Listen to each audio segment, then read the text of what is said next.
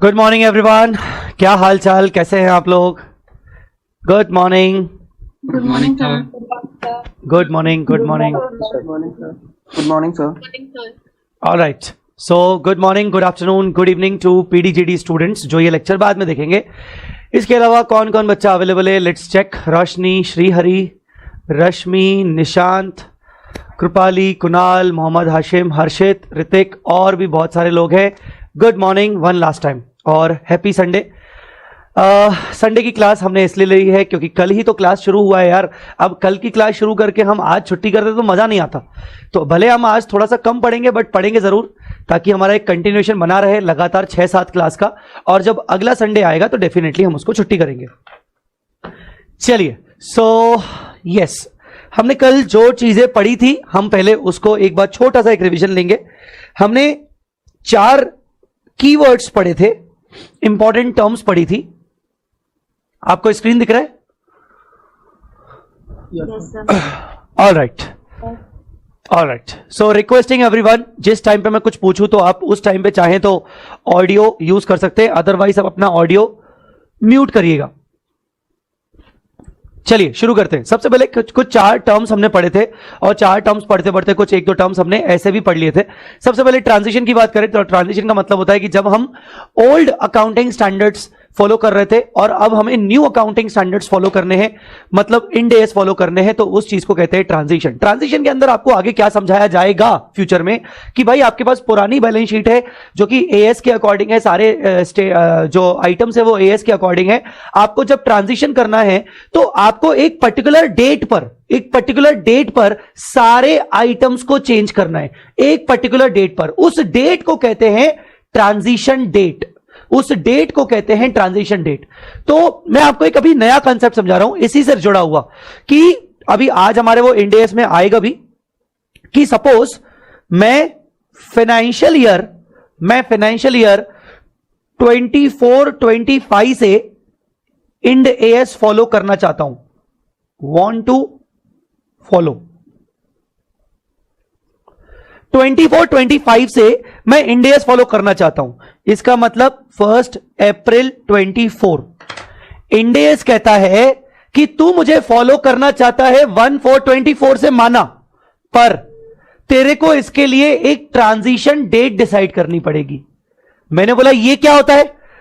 उसने कहा कि भाई तू मुझे फॉलो तो कर पर तुझे रिट्रोस्पेक्टिव फॉलो करना पड़ेगा, रिट्रोस्पेक्टिवली। कोई बताएगा रिट्रोस्पेक्टिव का मतलब क्या होता है? रिट्रोस्पेक्टिवली मतलब पहले से, एक ईयर्स में पिछली बार से, अर्लियर टाइम से, है ना? तो ये कहता है कि भाई तुझे रिट्रोस्पेक्टिवली इंड एएस फॉलो करने पड़ेंगे। मैंने ठीक है कर लेंगे, बताओ कितना पीछे? मैंने बोला भाई इतना पीछे नहीं जाएंगे। अब ये बात इंड एएस बनाने वाले भी समझते थे, ये बात आईएफआरएस वाले बनाने वाले भी समझते थे कि यार क्लाइंट कितना पीछे जाएगा, एक कंपनी कितना पीछे जाएगी रिट्रोस्पेक्टिव करने के लिए, उसको इतना परेशान मत करो। तो बस ऐसा करो कि ताकि जब वो करंट ईयर के इंड एएस बनाए, तो हम सब जानते हैं, आपको पता है कि करंट ईयर के साथ हम कंपैरेटिव पीरियड भी प्रोवाइड करते हैं, पिछले साल का प्रीवियस ईयर के फिगर्स एज अ कंपैरिजन देते हैं। आप सबको पता है? Let me show you one thing, wait a minute.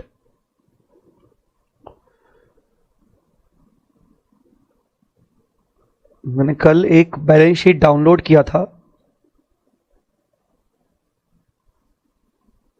Wait a minute, कहां गई balance sheet? Yes, Sun TV network का नाम सुना है किसी ने? सन टीवी नेटवर्क लिमिटेड, किसी ने नाम सुना है इसका, इस कंपनी का?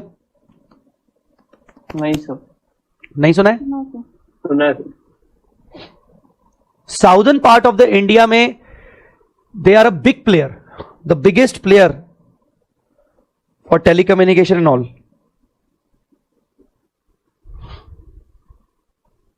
ये सन टीवी नेटवर्क लिमिटेड है, ये इंड एएस फॉलो करती है, ये एक लिस्टेड कंपनी है, ठीक है? और मुझे बहुत कंपनी पसंद है एक्चुअली। ये देखो, अभी उसका रीसेंट जो एनुअल रिपोर्ट अगर आप डाउनलोड करने जाओगे नेशनल स्टॉक एक्सचेंज में, तो आपको ये वाली बैलेंस शीट मिलेगी। अभी जो 22-23 वाला है, अभी वो उसका फाइनलाइज नहीं हुआ है। तो आप देखो ये वाले ईयर को हम क्या बोलते हैं? Current year. ये करंट फिगर्स है। और इसको क्या बोलते हैं? इसको बोलते हैं कंपैरेटिव्स। क्या बोलते हैं बेटा? कंपैरेटिव्स। 22 जो होता है, 22 मतलब इसका करंट वाला है, ये करंट ईयर, और ये कंपैरेटिव्स होते हैं प्रीवियस ईयर। मैं आपको इतना बताना चाहता हूं कि ये कंपनी, फॉर एग्जांपल जो भी कंपनी में एक्स लिमिटेड 24-25 से, मतलब 1424 से want to follow Ind AS। अब पॉइंट ये है कि इसको रिट्रोस्पेक्टिव फॉलो करना है, पर रिट्रोस्पेक्टिव भी इतना पीछे नहीं जाना है, इतना पीछे नहीं जाना है कि फिर ये बाकी सारे आइटम्स के ऊपर इंड AS ढंग से लगा ना सके, पर इतना भी करना है कि एटलीस्ट रिट्रोस्पेक्टिव फॉलो करने से एटलीस्ट उसका कंपैरेटिव, अभी मैंने कंपैरेटिव बताया आपको, उसके कंपैरेटिव भी इंड AS के अकॉर्डिंग दिखे, इसके कंपैरेटिव भी इंड AS के अकॉर्डिंग दिखे। तो मुझे क्या करना पड़ेगा? जो रिट्रोस्पेक्टिव डेट डिसाइड होगी उस डेट को कहा जाएगा ट्रांजिशन डेट, और ट्रांजिशन डेट को फिक्स कर दिया गया है। जब भी कोई कंपनी पहली बार इंड AS अप्लाई करेगी, जब भी कोई कंपनी पहली बार इंड AS अप्लाई करेगी, तो इसका प्रीवियस ईयर मतलब 23-24 और प्रीवियस ईयर का बिगिनिंग, प्रीवियस ईयर का बिगिनिंग, बोलो बिगिनिंग डेट कौन सी होगी? 1 अप्रैल 2023। This would be known as transition date. This would be known as transition date. मतलब अगर तुम करंट ईयर में इंड AS फॉलो करना चाहते हो, यहां से लेकर फॉलो करना चाहते हो, तो तुम्हें पिछले साल के बिगिनिंग से रिट्रोस्पेक्टिव इंपैक्ट देना पड़ेगा अपनी बैलेंस शीट के अंदर। मतलब ये कि तुम्हें तुम्हारी ऑडिटेड बैलेंस शीट जो कि 31 मार्च 2023 की होगी, 31 मार्च 2023, जस्ट अगला दिन 1 अप्रैल, मतलब एक ही बात है। तो तुम्हें तुम्हारी ऑडिटेड बैलेंस शीट 31 मार्च 2023 की जो होगी वो AS के अकॉर्डिंग होगी, अकाउंटिंग स्टैंडर्ड्स के अकॉर्डिंग होगी। उसको तुम्हें कन्वर्ट करना पड़ेगा इंड AS के अकॉर्डिंग, और उस बैलेंस शीट को जब तुम बनाओगे 1/4/23 में, तो उस बैलेंस शीट को जब तुम इंड AS के अकॉर्डिंग बनाओगे तो उसको कहा जाएगा opening Ind AS balance sheet. क्या कहा जाएगा? सब लोग बोलेंगे opening Ind AS balance sheet. Opening Ind AS balance sheet, that is retrospectively applied.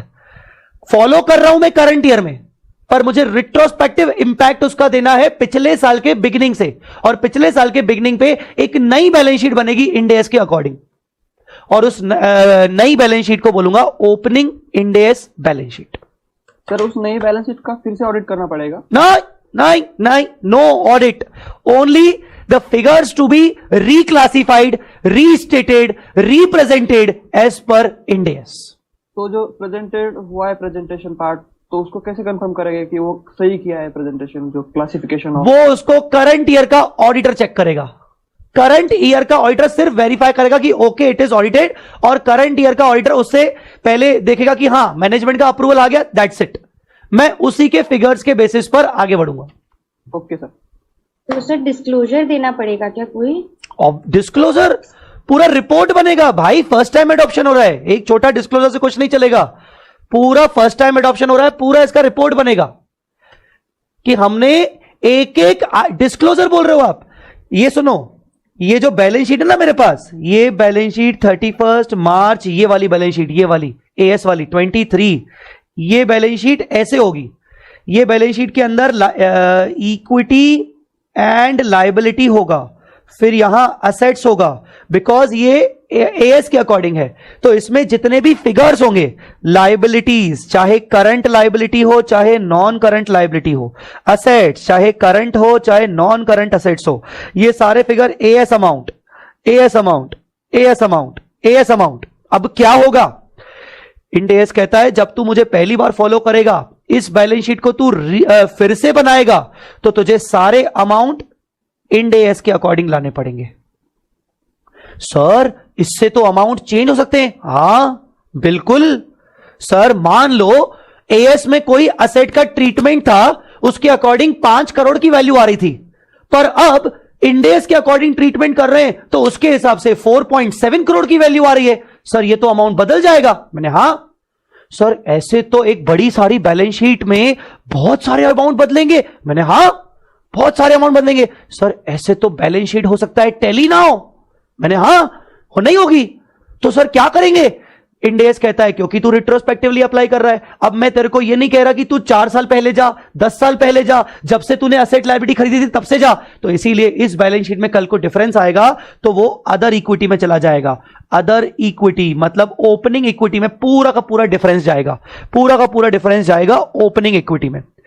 इस बैलेंस शीट को टैली करने के लिए ये लिखा हुआ है इंड एएस के अंदर, वो डिफरेंस जाएगा रिजर्व्स में, अदर इक्विटी में। सर रुको, अभी रुको, सबर करो।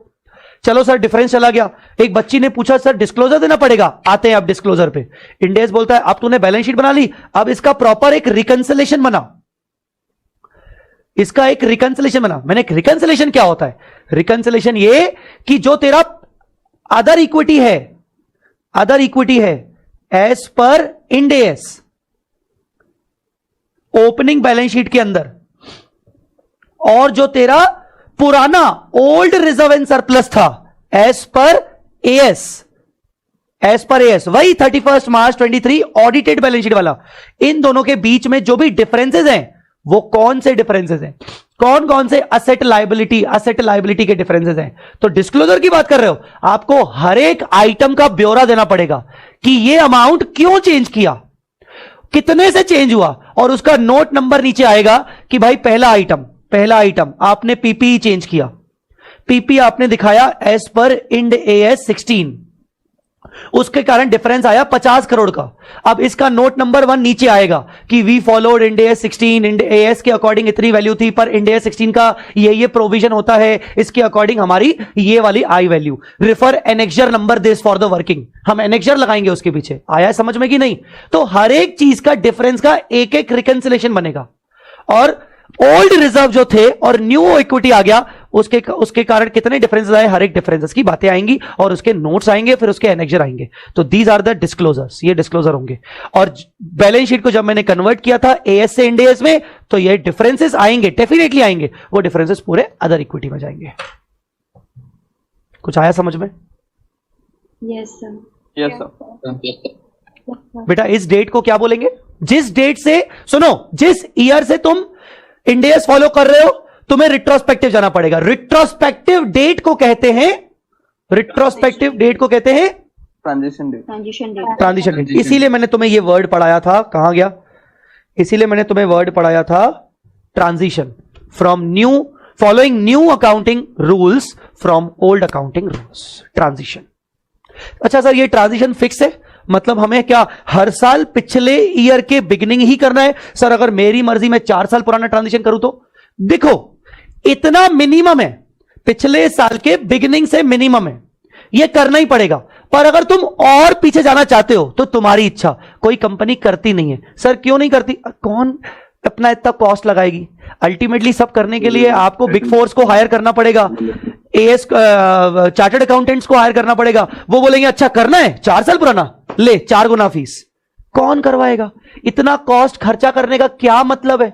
कोई सेंस ही नहीं बनता। ठीक है, आई होप ये वाला पॉइंट क्लियर है सबको। एक डाउट आया है Hrithik, while changing the amount the difference comes negative or positive, both the negative positive ones, one amount adjusted from other। yes whatever the difference is, चाहे वो नेगेटिव है चाहे वो पॉजिटिव है ऋतिक, चाहे वो नेगेटिव है चाहे वो पॉजिटिव है, it should be directly transfer to the other equity. All right, the next one is other comprehensive income. हमने पढ़ा था अदर कॉम्प्रहेंसिव इनकम P&L का छोटा भाई है।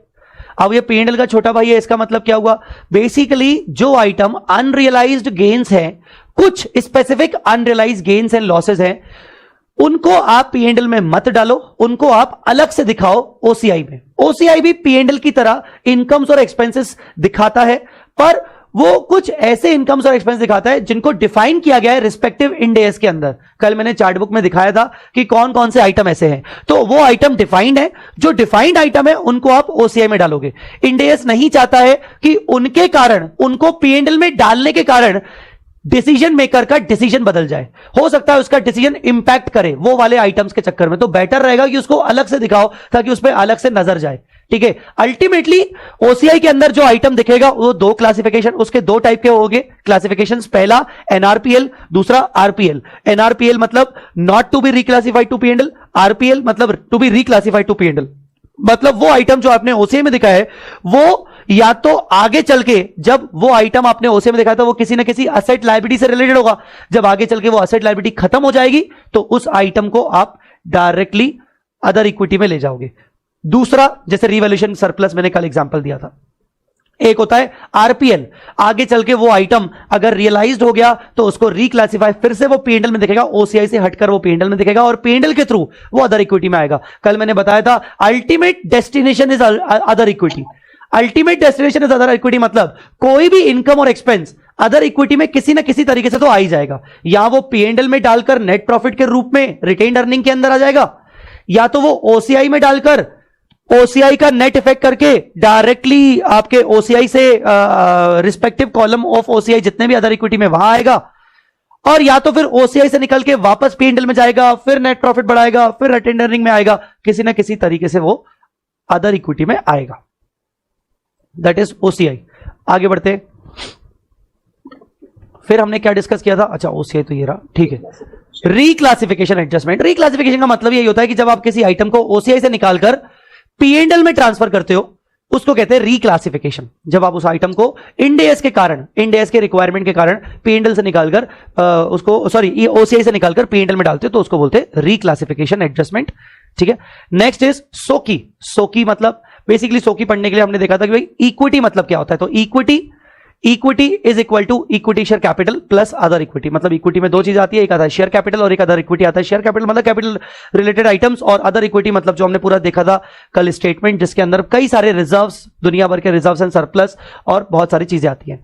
सोकी क्या बताता है? सोकी एक ऐसा स्टेटमेंट है जो बताता है कि ड्यूरिंग द ईयर कितने चेंजेस हुए इक्विटी कैपिटल में और अदर इक्विटी में। जितने भी रिस्पेक्टिव चेंजेस हुए, positive changes, negative changes, issue किया, बायबैक किया, बोनस दिया, रिजर्व्स ऐड हुए, नेट प्रॉफिट आया, ट्रांसफर किया एक रिजर्व से दूसरे रिजर्व में, आपने रिजर्व से पैसा निकाला, डिविडेंड प्रोवाइड किया, वो सारी चीजें ड्यूरिंग द ईयर में क्या चेंजेस हुए हैं इक्विटी में वो बताता है SOCIE, statement of changes in equity.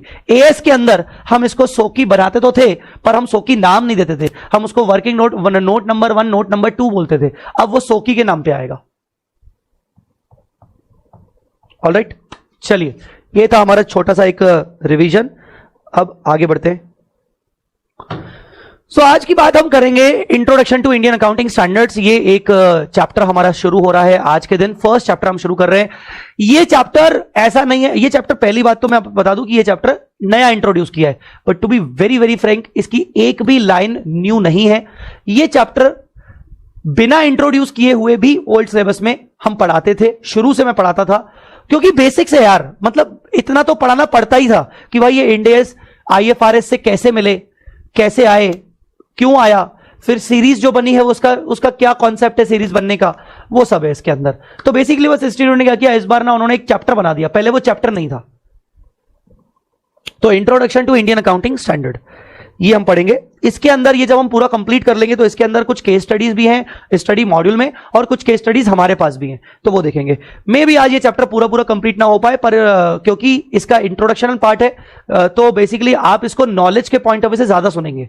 मैं आपको पहले से ही डिस्क्लेमर दूं कि आप इसको आज नॉलेज के पॉइंट ऑफ व्यू से ज्यादा सुनेंगे, because you can not expect कि आपसे एग्जाम में सारी बातें छोड़कर वो इंट्रोडक्शन पे पूछेगा कि बताओ आईसीआईएएस कैसे बनाती है, आईसीआई बताओ इंड एस कैसे बनाती है। वो फाउंडेशन वाले बच्चों से पूछ सकता है, इंटर वाले बच्चों से पूछ सकता है, फाइनल वालों से नहीं पूछेगा। तो आज का लेक्चर नॉलेज ओरिएंटेड है बिकॉज ऑफ द चैप्टर ही ऐसा है। अभी आपके पास मॉड्यूल है, आपने कॉपी निकाला है मॉड्यूल का सबने? Yes sir. Yes, sir. All right.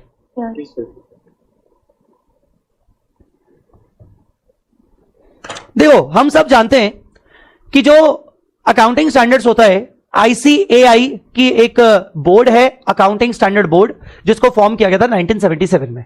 आज भी अकाउंटिंग स्टैंडर्ड बोर्ड ही कोई भी इंड एस ड्राफ्ट करता है। हाँ, वो एक अलग बात है कि वो ड्राफ्ट करके अगर कंपनी के ऊपर अप्लाई करना है तो वो लोग एएसबी क्या करता है, वो ड्राफ्ट जाके रिकमेंड करता है नफरा को। नफरा का कोई फुल फॉर्म बताएगा? नफरा NFRA किसी ने सुना होगा? Financial reporting authority. Very good. So ICI क्या करता है? आईसीआई फाइनल ड्राफ्ट बना के वो नफरा को सबमिट करता है और नफरा आगे एमसीए के थ्रू उसको गैजेट ऑफ इंडिया के नोटिफिकेशन के थ्रू नोटिफाई करता है कंपनीज के लिए। रही बात अदर कॉर्पोरेट एंटिटीज के लिए, तो वो फिर डायरेक्टली आईसीआई इशू कर देता है कि भाई अदर एंटिटीज है, नॉन कॉर्पोरेट एंटिटीज है कि पार्टनरशिप है और प्रोप्राइटरशिप है, अदर एंटिटीज है, तो उनके ऊपर आईसीआई डायरेक्ट इशू कर देता है, जिसको फॉलो करना है करे, ये होता है। So basically ASB is the body establish by chartered accountant of India 1977 में, वो सारे अकाउंटिंग स्टैंडर्ड्स बनाएगी। एएसबी के अंदर कौन होता है? कमिटी मेंबर्स होते हैं और कुछ मेंबर्स बाहर के लोग भी होते हैं। एएसबी के अंदर मतलब अकाउंटिंग स्टैंडर्ड बनाने के लिए मेजरली मेंबर्स कौन होते हैं? कमिटी मेंबर्स होते हैं। कमिटी मेंबर्स कौन? जिनको अपन वोट करते हैं सीए बनने के बाद, ठीक है ना। कुल मिला के कितने कमिटी में कितने मेंबर्स होते हैं? 32। हमारे आईसीआई की कमिटी के अंदर कितने मेंबर्स होते हैं? 32। सेंट्रल काउंसिल में, रीजनल काउंसिल में नहीं, सेंट्रल काउंसिल में 32 मेंबर्स होते हैं, जो central India, region, northern India, southern India, western India, eastern India से चुन के आते हैं और 32 मेंबर्स होते हैं। वो लोग हमारी पूरे आईसीआई की बॉडी चलाते हैं। उसके अंदर एएसबी के मेंबर्स भी जो होते हैं वो वही लोग होते हैं। उसमें प्रेसिडेंट भी होते हैं, वाइस प्रेसिडेंट भी होते हैं और कुछ लोग बाहर के होते हैं, एक्सपर्ट लोग, ठीक है। एक्सपर्ट लोग कौन? Representative from SEBI, representative from RBI, ऐसे लोग जो बेसिकली जो समझते हैं अकाउंटिंग की नॉलेज, जो एक्सपर्ट है। अच्छा, एएसबी क्या करेगा? एएसबी बेसिकली एएस का ड्राफ्ट फाइनलाइज करेगा। सर ड्राफ्ट फाइनलाइज करने के लिए पूरी प्रोसेस क्या होती है वो हम नीचे पढ़ेंगे। एएसबी बेसिकली क्या करेगा? जहां जहां मेरा हाईलाइट किया हुआ है वहां आप हाईलाइटर लगाओगे। हाईलाइटर है सबके पास? नहीं है तो फिर पेन से मार्किंग करोगे। तो once the ASB finalise the draft of AS post incorporating the public comments, मतलब बेसिकली ऑब्वियसली पूरा एक स्टेप है कि वो पहले पब्लिक कमेंट्स सुनेंगे, उसके पब्लिक कमेंट्स के बेसिस पर वो चेंजेस करेंगे। वो सब हो चुका है मान लो, डायरेक्टली वो अप्रूवल के लिए किसको भेजेगा? नफरा को भेजेगा। और नफरा क्या करेगा? Government of India through MCA, ministry of corporate affairs, as को, इंडियास को नोटिफाई कर देगा। आईसीआई क्या करेगा? आईसीआई नॉन कॉर्पोरेट एंटिटीज के लिए खुद ही इशू कर लेगा एएस को। नॉन कॉर्पोरेट एंटिटीज के लिए एएस को नोटिफाई करने की जरूरत नहीं है। क्यों नहीं है सर? उनका कोई लॉ ही नहीं है। कॉर्पोरेट एंटिटीज का कंपनीज एक्ट का लॉ है, उनका सेक्शन 133 कहता है तुम्हारे फाइनेंशियल स्टेटमेंट इंडियास के कंप्लायंस में होने चाहिए। तो एएस का नोटिफिकेशन करना जरूरी है, नोटिफाई करना जरूरी है। जबकि other non corporate entities, proprietorship, partnership, उन पार्टनरशिप का लॉ है पर उनके किसी लॉ में कोई अकाउंटिंग एरिया है ही नहीं, तो इसलिए अदर एंटिटीज के लिए कोई नोटिफाई करने की जरूरत नहीं है। सिर्फ इशू करके रख दो, जिसको फॉलो करना है करे, सीधा सीधा। आई बात समझ में कि नहीं? नाउ ये लोग एएस के बारे में बता रहे हैं। Indian scenario prior to the introduction of Ind AS in India. AS आने से पहले क्या था? एएस आने से पहले इंडियास आने से पहले क्या था? एएस थे। एएस थे भाई, ये सब एएस है, ठीक है ना। ये सारे के सारे एएस थे। 27, 28, 29 यहां तक थे। हालांकि 29 के बाद भी थे, 30, 31, 32 मेरे टाइम पर, जब मैं सीए कर रहा था तो मेरे टाइम पर 30, 31, 32 करके थे, पर वो कभी अप्लाई नहीं हुए। वो रिकमेंडेटरी थे पर सिलेबस में थे, और ओरिजिनल रियल लाइफ में अप्लाई हुए ही नहीं थे वो, पर मेरे सिलेबस में थे 30, 31, 32, और वो हमेशा रिकमेंडेटरी रहे, वो कभी अप्लाई नहीं हुए, तो इसीलिए वो यहां पर 29 के बाद आया ही नहीं है। जब एएस हुआ करते थे, अब मैं थे बोल रहा हूं, कायदे से मुझे थे नहीं बोलना चाहिए क्योंकि एएस आज भी हैं छोटी छोटी एंटिटीज के ऊपर। तो एएस कैसे अप्लाई होते थे? एएस अप्लाई होते थे भाई कंपनीज के ऊपर, स्मॉल एंड मीडियम कंपनीज के ऊपर, नॉन कॉर्पोरेट एंटिटीज के ऊपर। नॉन कॉर्पोरेट एंटिटीज के बेसिस पर वो लेवल 1, लेवल 2, लेवल 3, लेवल 4 कभी अगर इंटर में पढ़ा होगा तो, कि भाई लेवल 1 एंटिटी कौन होती है, लेवल 2 एंटिटी कौन होती है, लेवल 1 एंटिटी जिसका टर्नओवर इतना इतना हो, लेवल 1 एंटिटी जिसने इतनी इतनी बोरिंग करके रखी हो, समथिंग ऐसा कुछ इंटर में आपको पढ़ाया जाता था, लेवल 1, लेवल 2, लेवल 3, लेवल 4 करके। याद है क्या किसी को? अमाउंट नहीं याद है, याद तो है कुछ। याद तो है सर कुछ कुछ। और कुछ बच्चे सोच रहे होंगे सर इतना जलील मत करो हमें, हम सर फाइनल में आ गए हैं। अब आपने आज के बाद अगर ये इंटर की बात की, सर हम पीछे मुड़ के नहीं देखना चाहते, हमें जलील मत करो। हम पढ़ के आए नहीं पढ़ के आए, हमारी मार्कशीट में पास लिखा हुआ है, बात खत्म। मैं तो करूंगा बीच बीच में जलील तुम लोगों को। याद है तुम लोगों ने एएस में क्या पढ़ा था? कभी कभार मैं बोलूंगा क्योंकि I have to take some base. ऐसा नहीं कि मैं समझाऊंगा नहीं उस बेस के बाद, बट कुछ तो बातें करनी पड़ेगी, जलील करूंगा मैं तुम लोगों को बीच बीच में। हाँ वापस आते, तो बेसिकली एएस का क्या, ये पढ़ने की कोई जरूरत नहीं है बेसिकली, तुम्हारे क्या मतलब, बट फिर भी कि प्रायर पोजीशन क्या हुआ करती थी, वो एसएमईज, नॉन एसएमईज, उसके हिसाब से हर एक एएस की एप्लीकेबिलिटी थी। किसी के ऊपर कोई एएस लगता नहीं था, जैसे कैश फ्लो स्टेटमेंट है तो वो लेवल 1 कंपनीज के ऊपर, लेवल 1 एंटिटी बोलना चाहिए, और उसके बाद नहीं लगता था। तो ऐसे करके हर एएस की एप्लीकेबिलिटी बताई गई थी कि यार कैसे कैसे कंपनीज के और एंटिटीज के ऊपर लगेगा, ये वाली पोजीशन थी। इससे हमें क्या ही करना, क्या मतलब है, अभी तो हमारा इंडेस है, और इंडेस का बढ़िया है, ये सब फालतू चीजें नहीं है, एसएमई नॉन एसएमई। इंडेस में सिंपल है, लिस्टेड कंपनी हमेशा लगेगा। सुन लो पहली बात मेरी बात, अभी आगे पढ़ाऊंगा पर मैं अभी आपको सिंपल बता रहा हूं। इंडेस किसके ऊपर लगेगा? ऑल लिस्टेड कंपनी, बात खत्म। Second, all unlisted companies having net worth of 250 crore और मोर, नेटवर्थ ऑफ 250 करोड़ और मोर इन द लास्ट ईयर, उसके ऊपर भी लगेगा। थर्ड, जितनी भी मैंने ये कंपनी बताई, लिस्टेड कंपनी अनलिस्टेड, इन सबकी सब्सिडरी कंपनीज के, एसोसिएट कंपनीज और ज्वाइंट वेंचर्स कंपनीज के लिए भी लगेगा, चाहे उनकी नेटवर्थ, चाहे वो लिस्टेड, चाहे वो अनलिस्टेड, चाहे वो घंटा कुछ भी हो, सबके ऊपर लगेगा। तो कुल मिला के पहला, लिस्टेड कंपनी के ऊपर इंडेस लगेगा। लिस्टेड कंपनी की नेटवर्थ कितनी भी हो, चाहे 1 रुपए की हो, चाहे नेगेटिव हो, लगेगा। सेकंड, अनलिस्टेड कंपनी, उनकी नेटवर्थ 250 करोड़ और मोर, लगेगा। तीसरा, इन सबकी holding subsidiary, associate, joint venture, लगेगा। खत्म बात। इंडेस इन सब पे लगेगा। कुछ आया समझ में कि नहीं? अनलिस्टेड प्राइवेट पब्लिक दोनों? बेटा अनलिस्टेड मतलब प्राइवेट हो गई ना, आप कुछ भी अनलिस्टेड में प्राइवेट भी आ गई, जो भी कंपनी बोल दो आप, कुल मिला के नेटवर्थ चेक करना है, समझे? Yes sir. दूसरी बात, सर कल को नेटवर्थ 250 से नीचे आ गई, वापस इंडेस से उठ के एएस में जाएंगे? नहीं, Ind AS once applied shall always be applied. तो ये मैंने डाउट ही खत्म कर दिया। बाद में तुम लोग डाउट पूछोगे, सर नेटवर्थ तो बढ़ भी सकती है, गिर भी सकती है। जब बढ़ गई थी तो इंडेस पे आ गए, गिर गई तो वापस से जंप करके एएस में। नहीं, पागल हो क्या? कौन टाइम वेस्ट करेगा अपना? एंटिटी बोलेगी पागल, बस यही समझाएगा। धंधा करना है कि नहीं करना है हम लोगों को? बस हम यही करते रहेंगे, बस ये बनाओ, ये करो, ये करो, ये करो, ये करो, ये करो, कंसल्टेंट्स को हायर करो। ऐसा नहीं करेंगे हम। Once Ind AS applied shall always be applied, simple.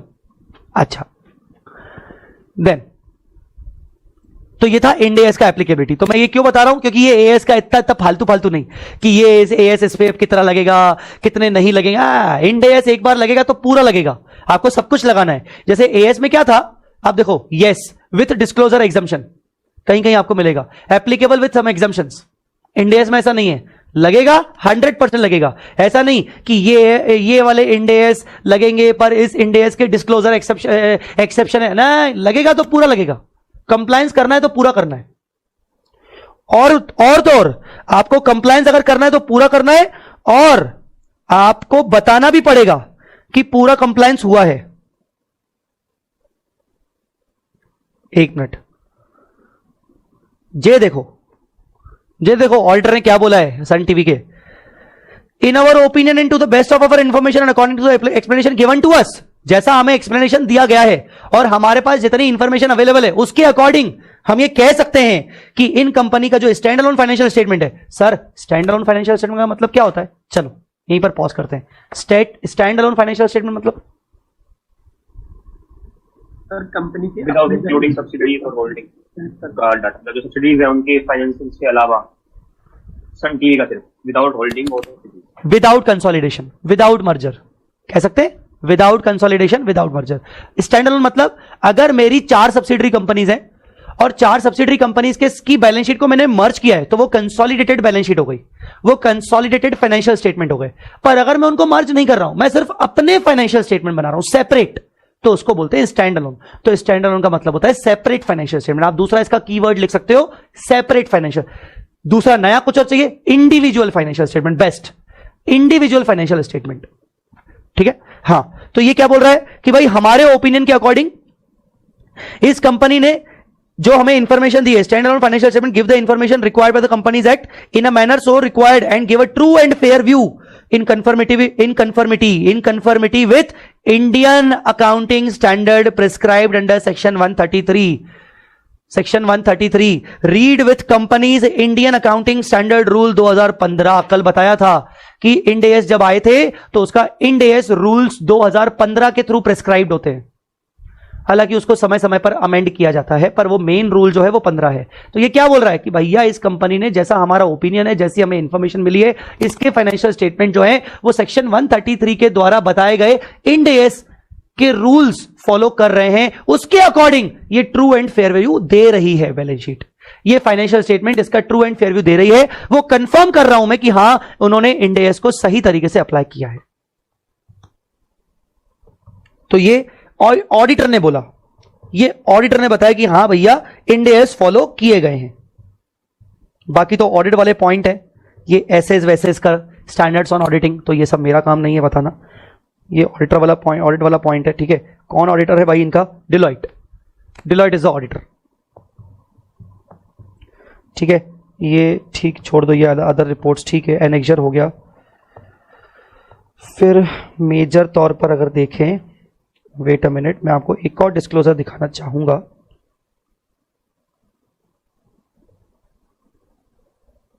ये अब कंपनी बता रही है, वो ऑडिटर रिपोर्ट थी, अब कंपनी देखो, statement of compliance and bases of preparation of financial statement.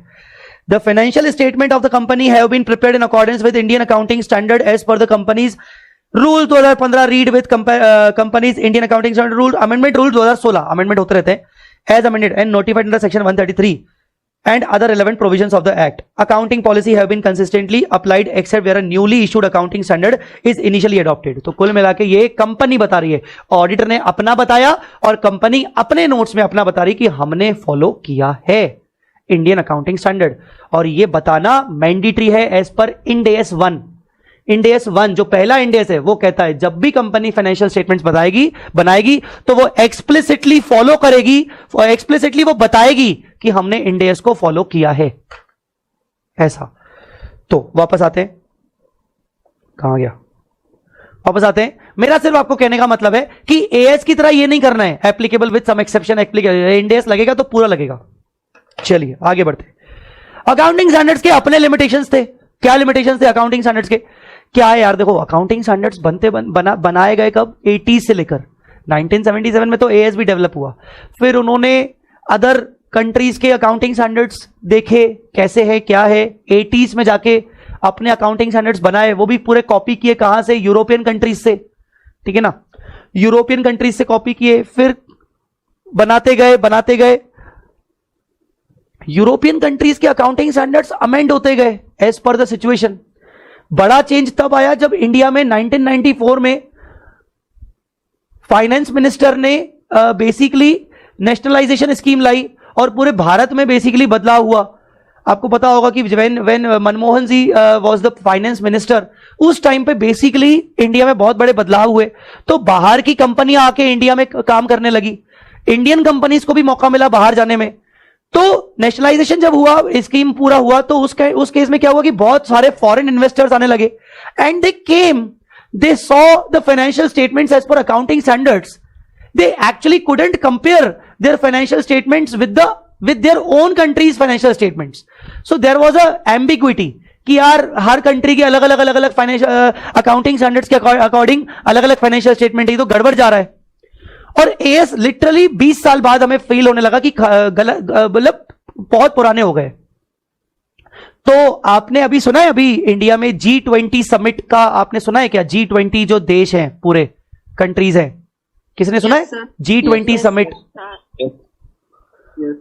तो G20 समिट में कई सारे देश जैसे भारत, यूरोप के कुछ कंट्रीज, अमेरिका, इटली तो यूरोप में ही हो गया, तो ऐसे कुछ कंट्रीज G20 में पूरे मेंबर्स है G20 के। और इसके अलावा अदर कंट्रीज ने भी ये मिलकर डिसाइड किया कि let's make one common accounting standard, uniform accounting standard, जिसको all over the world apply किया जा सके, हर कंट्री उसको अप्लाई करे। हां, थोड़े बहुत एक्सेप्शंस अपने किए जा सकते हैं।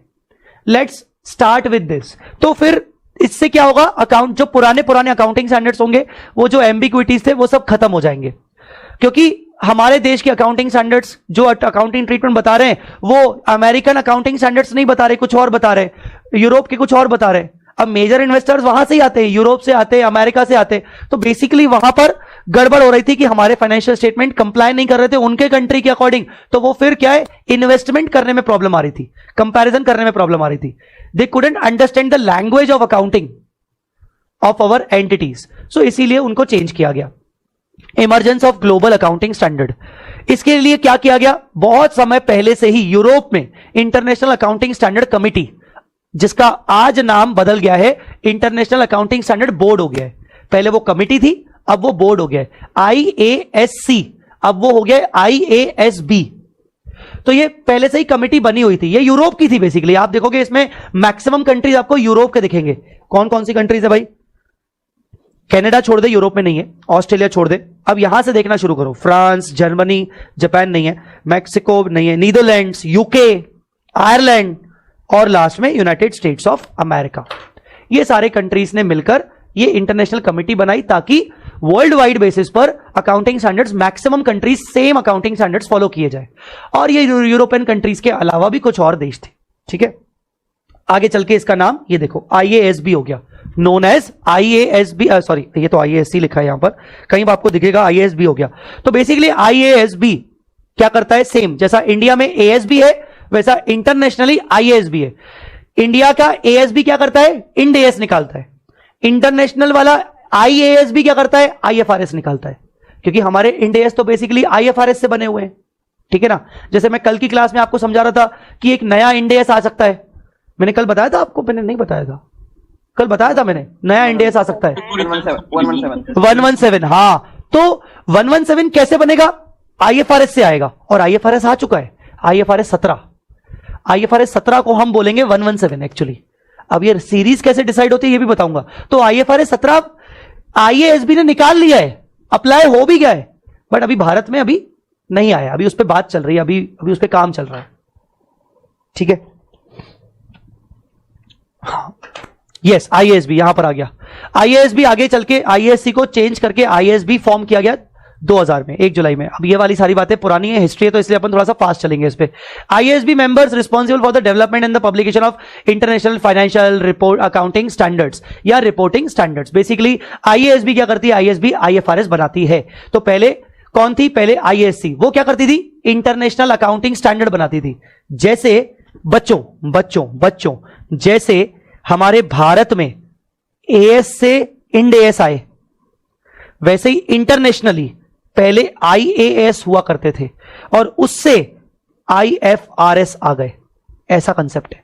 पहले हमारे यहां क्या था? AS। तो इंटरनेशनली IASC ने क्या निकाल के रखे थे? IAS, international accounting standard.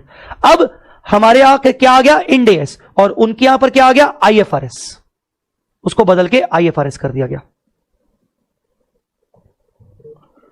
तो IASB बनाती है। ठीक है, नाउ ये जरूर याद रखना एज अ नॉलेज पर्पस के लिए, 2 prominent and widely adopted accounting standards have emerged. पूरे देश में जो सबसे तगड़े, बहुत ही स्ट्रांग और वाइडली एक्सेप्टेड अकाउंटिंग स्टैंडर्ड्स है ना, वो ये 2 हैं। हमारे इंडिया के भी नहीं है, वो 2 हैं। पहले US GAAP, ये नाम तो तुमने कई बार सुना होगा। US GAAP accounting standard set by US financial accounting standard board, FASB, financial accounting standard board. पूरा अमेरिका कवर करता है, स्टेट्स ऑफ अमेरिका, सब कुछ। उन कंपनीज के ऊपर आज भी FASB का रूल है, और वो निकालते हैं US GAAP, मतलब अकाउंटिंग स्टैंडर्ड्स वहां के। और दूसरे वाइडली एडॉप्टेड है IFRS। यूं समझो कि इन दोनों को एक तरीके से बहुत ही, ये दोनों मिरर इमेज है। मतलब IFRS और ये US GAAP, ये दोनों अलग अलग अथॉरिटीज के द्वारा निकाले गए, पर ये दोनों बेसिकली बहुत कॉमन है, बहुत लगभग सेम है। बहुत ही कम एक्सेप्शन है इन दोनों के बीच में, मतलब बहुत ही कम डिफरेंसेस है इन दोनों के बीच में। निकाले दोनों अलग अलग अथॉरिटीज है। IFRS are issued by IASB, जहां पर यूरोपियन कंट्रीज का डोमिनेंस है। UK, Ireland, Germany, Italy, France, इनका डोमिनेंस ज्यादा है। और US GAAP basically dominated by States of America, all the States of America. So basically ये 2 वाइडली एक्सेप्टेड स्टैंडर्ड्स हैं पूरे वर्ल्ड में, और जितनी भी कंट्रीज अपने खुद के स्टैंडर्ड बनाती है वो इनको बेस रखती है। इंडिया ने किसको बेस रखा? आप क्या बोलोगे? US GAAP को रखा होगा कि IFRS को रखा होगा? IFRS। इंडिया ने IFRS को बेस रखा। जब तक ये पहले सालों पहले, लगभग 15-20 सालों पहले, जब तक ये दोनों अलग अलग अपने अपने हिसाब से बनाते थे, तो इन दोनों के बीच में बहुत डिफरेंसेस थे। तो मैंने अभी आपको बताया ना, G20, ग्रुप ऑफ 20 कंट्रीज। तो G20 समिट में क्या हुआ? डिसाइड किया गया कि यार लेट्स कोलैबोरेट, क्योंकि अब इन्वेस्टमेंट्स बढ़ना है, अब इंटर कंट्रीज इन्वेस्टमेंट्स बहुत सारे बढ़ाने हैं, तो ऐसे केस में एक जैसे फाइनेंशियल स्टेटमेंट्स होना जरूरी है। तो G20 समिट्स बहुत सारे हुए, अलग अलग देशों में हुए, इस बार इंडिया में हो रहा है। सो बेसिकली उसके बेसिस पर ये दोनों स्टैंडर्ड्स को भी एक ट्रैक पर लाया गया, और इसीलिए मैं कह रहा हूं कि आज के दिन इनमें डिफरेंसेस हैं, बहुत कम है। और बाकी कंट्रीज को भी रिक्वायर किया गया, जो भी G20 के मेंबर्स हैं, जैसे रशिया और बाकी इंडिया, इन सबको भी रिक्वायर किया गया कि आप इन दोनों में से किसी एक को एडॉप्ट करो।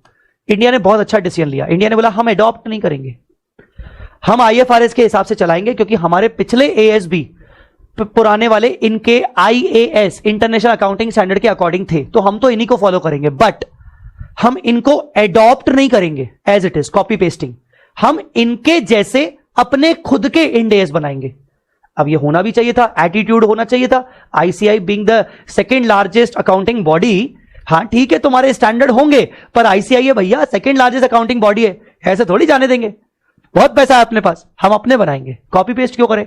हम बल्कि अपने बना के दूसरों को सर्विस देंगे। नेपाल को बनवाएंगे, नेपाल को भी सर्विस देंगे, हाँ सुनो ऐसे बनाते हैं स्टैंडर्ड, बोलो क्या हेल्प चाहिए। तो ICI तो बल्कि दूसरे कंट्रीज को हेल्प करता है अकाउंटिंग स्टैंडर्ड सेट करवाने में। सो उन्होंने IFRS के जैसे अपने खुद के स्टैंडर्ड्स बनाए, जिसमें वो चेंजेस किए उन्होंने, ठीक है, वो अभी मैं आगे बढ़ाऊंगा आपको। हाँ, ये क्या है? The joint conference project was launched in 2002 by the international accounting standard board and US financial standard accounting standard board. Objective of this project to eliminate a variety of, मैंने अभी जो बताया कि पहले इनके अकाउंटिंग स्टैंडर्ड में बहुत सारे डिफरेंसेस हुआ करते थे, फिर आगे चल के धीरे धीरे जब अलाइन करना पड़ा, तो एक फाइनली एक मीटिंग हुई, लॉन्च हुआ एग्रीमेंट कि यस नाउ अब सारे डिफरेंसेस को हटाना है फाइनली, और एक काम करना है, डिफरेंसेस हटा के फाइनली अब IFRS और US गैप को सेम करना है, और वो बाकी नेटवर्क कंट्रीज में पहुंचाना है। तो ये एक एग्रीमेंट किया गया। एग्रीमेंट के अकॉर्डिंग आज जो भी IFRS निकलता है वो US गैप के जैसा होता है, US गैप निकलता है तो वो IFRS के जैसा होता है। ये एक एग्रीमेंट है, और इस एग्रीमेंट के अकॉर्डिंग बाकी कंट्रीज भी जो अपने अपने अकाउंटिंग स्टैंडर्ड्स फॉलो करते हैं, तो वो इसी के अकॉर्डिंग फॉलो करते हैं। 167 जुरिस्डिक्शन में ऑलरेडी IFRS अप्लाई हो चुका है। 167 जुरिस्डिक्शन मतलब 167 countries basically. So that was the basic history, जो आपको थोड़ी थोड़ी जानना जरूरी है, ज्यादा नहीं।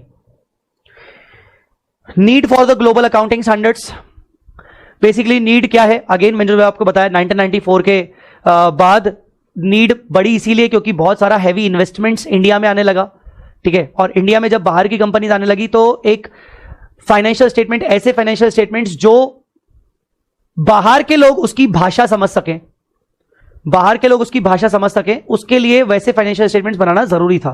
फॉरेन इन्वेस्टमेंट्स के लिए फाइनेंशियल स्टेटमेंट सेम करने जरूरी थे, इसीलिए हमने भी उनको अडॉप्ट किया। India made a commitment towards the convergence of Indian accounting standards in the G20 summit in 2009 की G20 समिट में उन्होंने कमिटमेंट किया कि yes we'll also follow IFRS, पर अपने तरीके से। हम IFRS फॉलो करेंगे अपने तरीके से। 2009 में फर्स्ट डिसीजन लिया गया। किसी को यह पता है कि IFRS इंडिया में कब आए? कभी कुछ सुन के रखा हो? ऐसे नॉलेज पर्पस से पूछ रहा हूं। 2015 जी बेटा 2015 वेरी गुड, यस 2015 सही है, बढ़िया करेक्ट। तो तब के मिनिस्ट्री ऑफ कॉर्पोरेट अफेयर्स के मिनिस्टर रह चुके, आज वो नहीं है, लेट श्री अरुण जेटली जी, उन्होंने इंड AS को फाइनली इंडिया में लाया, नोटिफाई किया, तो तब 2015 में लाए गए, ठीक है। हां, ये वर्ड इंपॉर्टेंट है, ये वर्ड ध्यान रखना, convergence versus adoption of IFRS। Now what is this convergence versus adoption of IFRS? Adoption का मतलब होता है 100% सेम टू सेम IFRS की कॉपी पेस्टिंग। जैसा IFRS में लिखा है पैराग्राफ, वैसा का वैसा उठा देना और उसी को फॉलो करना। भले नाम चेंज कर दो, जैसे नेपाल की कंट्री बोलेगी नेपाल अकाउंटिंग स्टैंडर्ड्स, बांग्लादेश बोलेगा Bangladesh accounting standards, BAS, NAS, but अगर आप एडॉप्शन कर रहे हो तो IFRS का word to word same to same copy paste करोगे। कन्वर्जेंस का मतलब होता है नहीं, हम word to word copy paste नहीं करेंगे, हम अपने स्टैंडर्ड बनाएंगे और कोशिश करेंगे कि वो आपके आईएफआरएस के समान दिखें, पर जहां जहां हमें बदलाव करना चाहिए, क्योंकि हमारे इकोनॉमिक एनवायरनमेंट अलग है, हमारी कंट्री के इकोनॉमिक एनवायरनमेंट अलग है, यहां के एंटिटीज की सोच अलग है, तो हमें उस सोच को भी ध्यान में रखना है। तो जरूरी नहीं कि आईएफआरएस के सारे प्रिंसिपल्स को हम फॉलो करें, सारे रूल्स को फॉलो करें, उसको कहा जाता है कन्वर्जेंस। इंडिया ने क्या किया होगा? कन्वर्जेंस की एडॉप्शन, कन्वर्जेंस, इंडिया ने कन्वर्जेंस किया। सो एडॉप्शन का मतलब, एडॉप्शन ऑफ आईएफआरएस का मतलब 100% compliant with the guidelines. Adoption मतलब 100%। आप लोग टिक लगा रहे हो कि नहीं कर रहे हो? लगा रहे हो। हाँ, और अगर नहीं कर रहे हो तो अगर किताब सामने नहीं है तो लिखते जाना ये पॉइंट्स, क्योंकि मुझे पता है कि ये चैप्टर एक बार उठाओगे, बाद में कभी नहीं उठाओगे, क्योंकि तुम्हें टाइम नहीं मिलने वाला है। एफआर बहुत बड़ा है और इस चैप्टर की औकात नहीं है, एक्चुअली में औकात नहीं है। अभी पढ़ रहे हो, एक बार पढ़ के done, this is just for your knowledge only. तो ये अभी बस लगाते जाओ ताकि बाद में तुम्हारा टाइम वेस्ट ना हो। हाँ, कहां गए अपन? ये रहा। तो एडॉप्शन मतलब 100% कंप्लाइंट, जबकि कन्वर्जेंस मतलब क्या? Converged with IFRS, it has adopted IFRS with some exceptions and work with IASB towards those exceptions to reach at a point wherein there are no differences left. हम अपने बनाएंगे, ASB ने कहा हम अपने बनाएंगे, आईएएसबी को कहा कि आपके साथ बना के बैठेंगे, देखेंगे कहां कहां डिफरेंसेस आ रहे हैं, कोशिश करेंगे कि डिफरेंसेस को कितना हम कम कर सके, पर फिर भी अगर डिफरेंसेस बनेंगे तो ठीक है, अदरवाइज डिफरेंसेस को कम करके आगे इशू कर देंगे। तो एएसबी जब भी इंड-एएस बनाता है, ड्राफ्ट करता है, तो उसकी एक कॉपी आईएएसबी को जाती है, आईएएसबी चेक करता है, आईएएसबी के रिकमेंडेशंस आते हैं। सर, इन डिफरेंसेस को क्या बोला जाएगा? अगर कल को कोई इंड-एएस आया जो कि एक आईएफआरएस से अलग हुआ, तो डिफरेंसेस हो गए, इन डिफरेंसेस का कोई नाम है क्या? हां, इन डिफरेंसेस का नाम है कार्व आउट। क्या बोलूंगा मैं? Carve out, curve outs. What is curve outs? IFRS के अकाउंटिंग ट्रीटमेंट को इंडियन अकाउंटिंग स्टैंडर्ड में फॉलो नहीं किया गया, उनके वाले प्रिंसिपल को नहीं लिया गया, उसको आउट कर दिया गया, that is called carve out. एक दूसरा टर्म है कार्विन।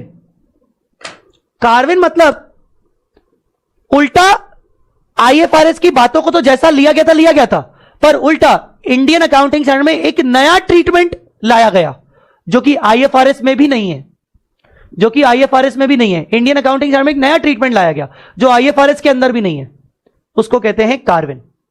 चलो एग्जांपल से बात करते हैं। सर वापस से जलील करोगे आप? हां, CA inter, advance accounts, as 14, नाम बोलो।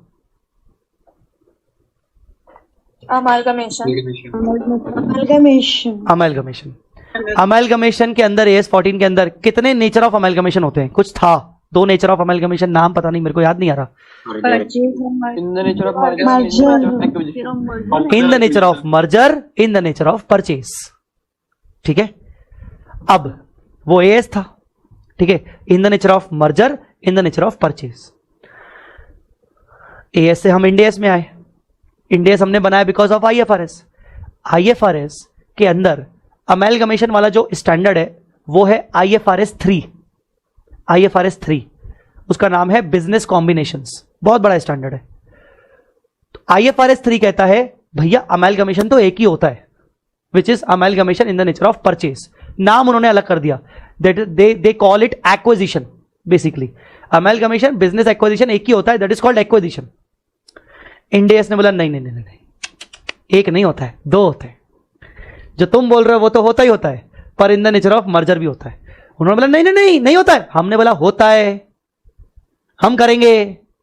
अरे ऐसे मत करो, नहीं हम करेंगे, क्योंकि हमारा income tax act 1961 amalgamation in the nature of merger में कई सारी कंपनीज को एग्जम्पशंस देता है, उनके लॉसेस को कैरी फॉरवर्ड करता है। हमें लाना ही पड़ेगा, हमारे पास कोई चॉइस ही नहीं है, इंडिया ने कहा। तो इन्होंने बोला हाँ ठीक है, आईएएसबी, आईएफआरएस वालों ने बोला ठीक है, अब क्या करें, that is called Corvin. India ने स्पेशली इंड-एएस बनाते वक्त in the nature of merger को ऐड किया, बोला नहीं हम तो लाएंगे, हम तो अकाउंटिंग करवाएंगे। क्योंकि अकाउंटिंग करवाना जरूरी है, क्योंकि इनकम टैक्स भी उस amalgamation in the nature of merger के बेसिस पे कुछ डिडक्शन एग्जम्पशंस देता है और कुछ कैरी फॉरवर्ड के बेनिफिट्स देता है। तो उसको बोला गया कार्विन। मतलब internationally amalgamation in the nature of merger कुछ नहीं है आईएफआरएस के अंदर, पर इंडिया में इंड एस के अंदर वो है। तो ऐसे चेंज को कहा जाता है कार्विन। अरे बोलो ना हाँ या ना यार, समझ में आ रहा है कि नहीं? Yes, sir. Sir carve out का भी एग्जाम्पल दे देते तो अच्छा होता सर। ठीक है, जलील करना अगर तुम्हें इतना अच्छा लगता है जलील होना तो बताओ, ले लो। वही same AS 14 amalgamation in the nature of purchase के अंदर हम जब एंट्री करते थे, याद हो तो अच्छी बात है, याद नहीं हो तो कोई बात नहीं, हम एंट्री करते थे business purchase account debit to liquidator of transferor company. फिर एंट्री करते थे असेट्स अकाउंट डेबिट, हम असेट्स टेक ओवर करते थे, हम लाइबिलिटीज टेक ओवर करते थे। Assets account debit to liabilities to business purchase. और जो डिफरेंस आता था वो कहां डालते थे? गुडविल या capital reserve. Very good, very good. Goodwill या कैपिटल रिजर्व में डालते थे। आईएफआरएस कहता है कि जब भी डिफरेंस आएगा वो डेबिट आएगा तो गुडविल और क्रेडिट आएगा तो पीएनएल में डालो। हम लोग पागल हो गए, पीएनएल? अबे पीएनएल में क्यों? बोला गेन है ना आपका, गेन है, गेन है। एक्चुअली ना यूरोपियन कंट्रीज में ना कैपिटल रिजर्व का कोई कॉन्सेप्ट ही नहीं है। हमने बोला ना बाबा ये हमसे ना हो पाएगा, प्रॉफिट को तुम बोल रहे हो पीएनएल में डालो। भैया ये कैपिटल नेचर का प्रॉफिट है और ये कोई हमें कैश में रियलाइज नहीं हुआ है, ये हमें असेट के फॉर्म में रियलाइज हुआ है। अरे भाई कैपिटल रिजर्व का मतलब क्या होता है? कैपिटल रिजर्व का मतलब यह होता है कि तुमने जो पीसी दिया 100 रुपए और जो तुमने नेट असेट एक्वायर किया 105 रुपए, मतलब तुमने असेट ज्यादा एक्वायर कर ली तो तुम्हें कैपिटल रिजर्व हो रहा है। एंट्री करते net assets account debit 105 to business purchase मतलब पीसी 100, और जो डिफरेंस आएगा वो टू कैपिटल रिजर्व में जाएगा।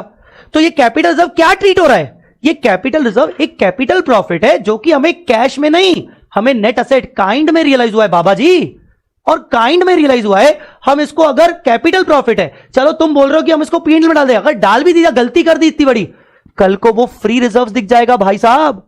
और अगर कल को वो फ्री रिजर्व दिख जाएगा तो कल को अगर डिविडेंड डिमांड किया जाएगा हमसे कि तुम्हारे पास इतना अच्छा खासा फ्री रिजर्व है, इतना अच्छा फ्री रिजर्व है, डिविडेंड दो, डिविडेंड दो, डिविडेंड बांटना पड़ेगा। गलत फायदा उठाएंगी कंपनी लोग इसके नाम पर, डिविडेंड बांटेंगी कंपनीज, अपनी कंपनी में डिविडेंड बांटा जाएगा।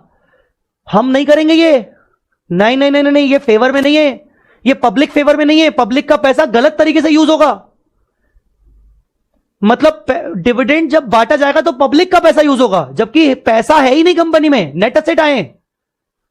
हम नहीं करने वाले, इंडिया ने मना कर दिया। That is called carve out.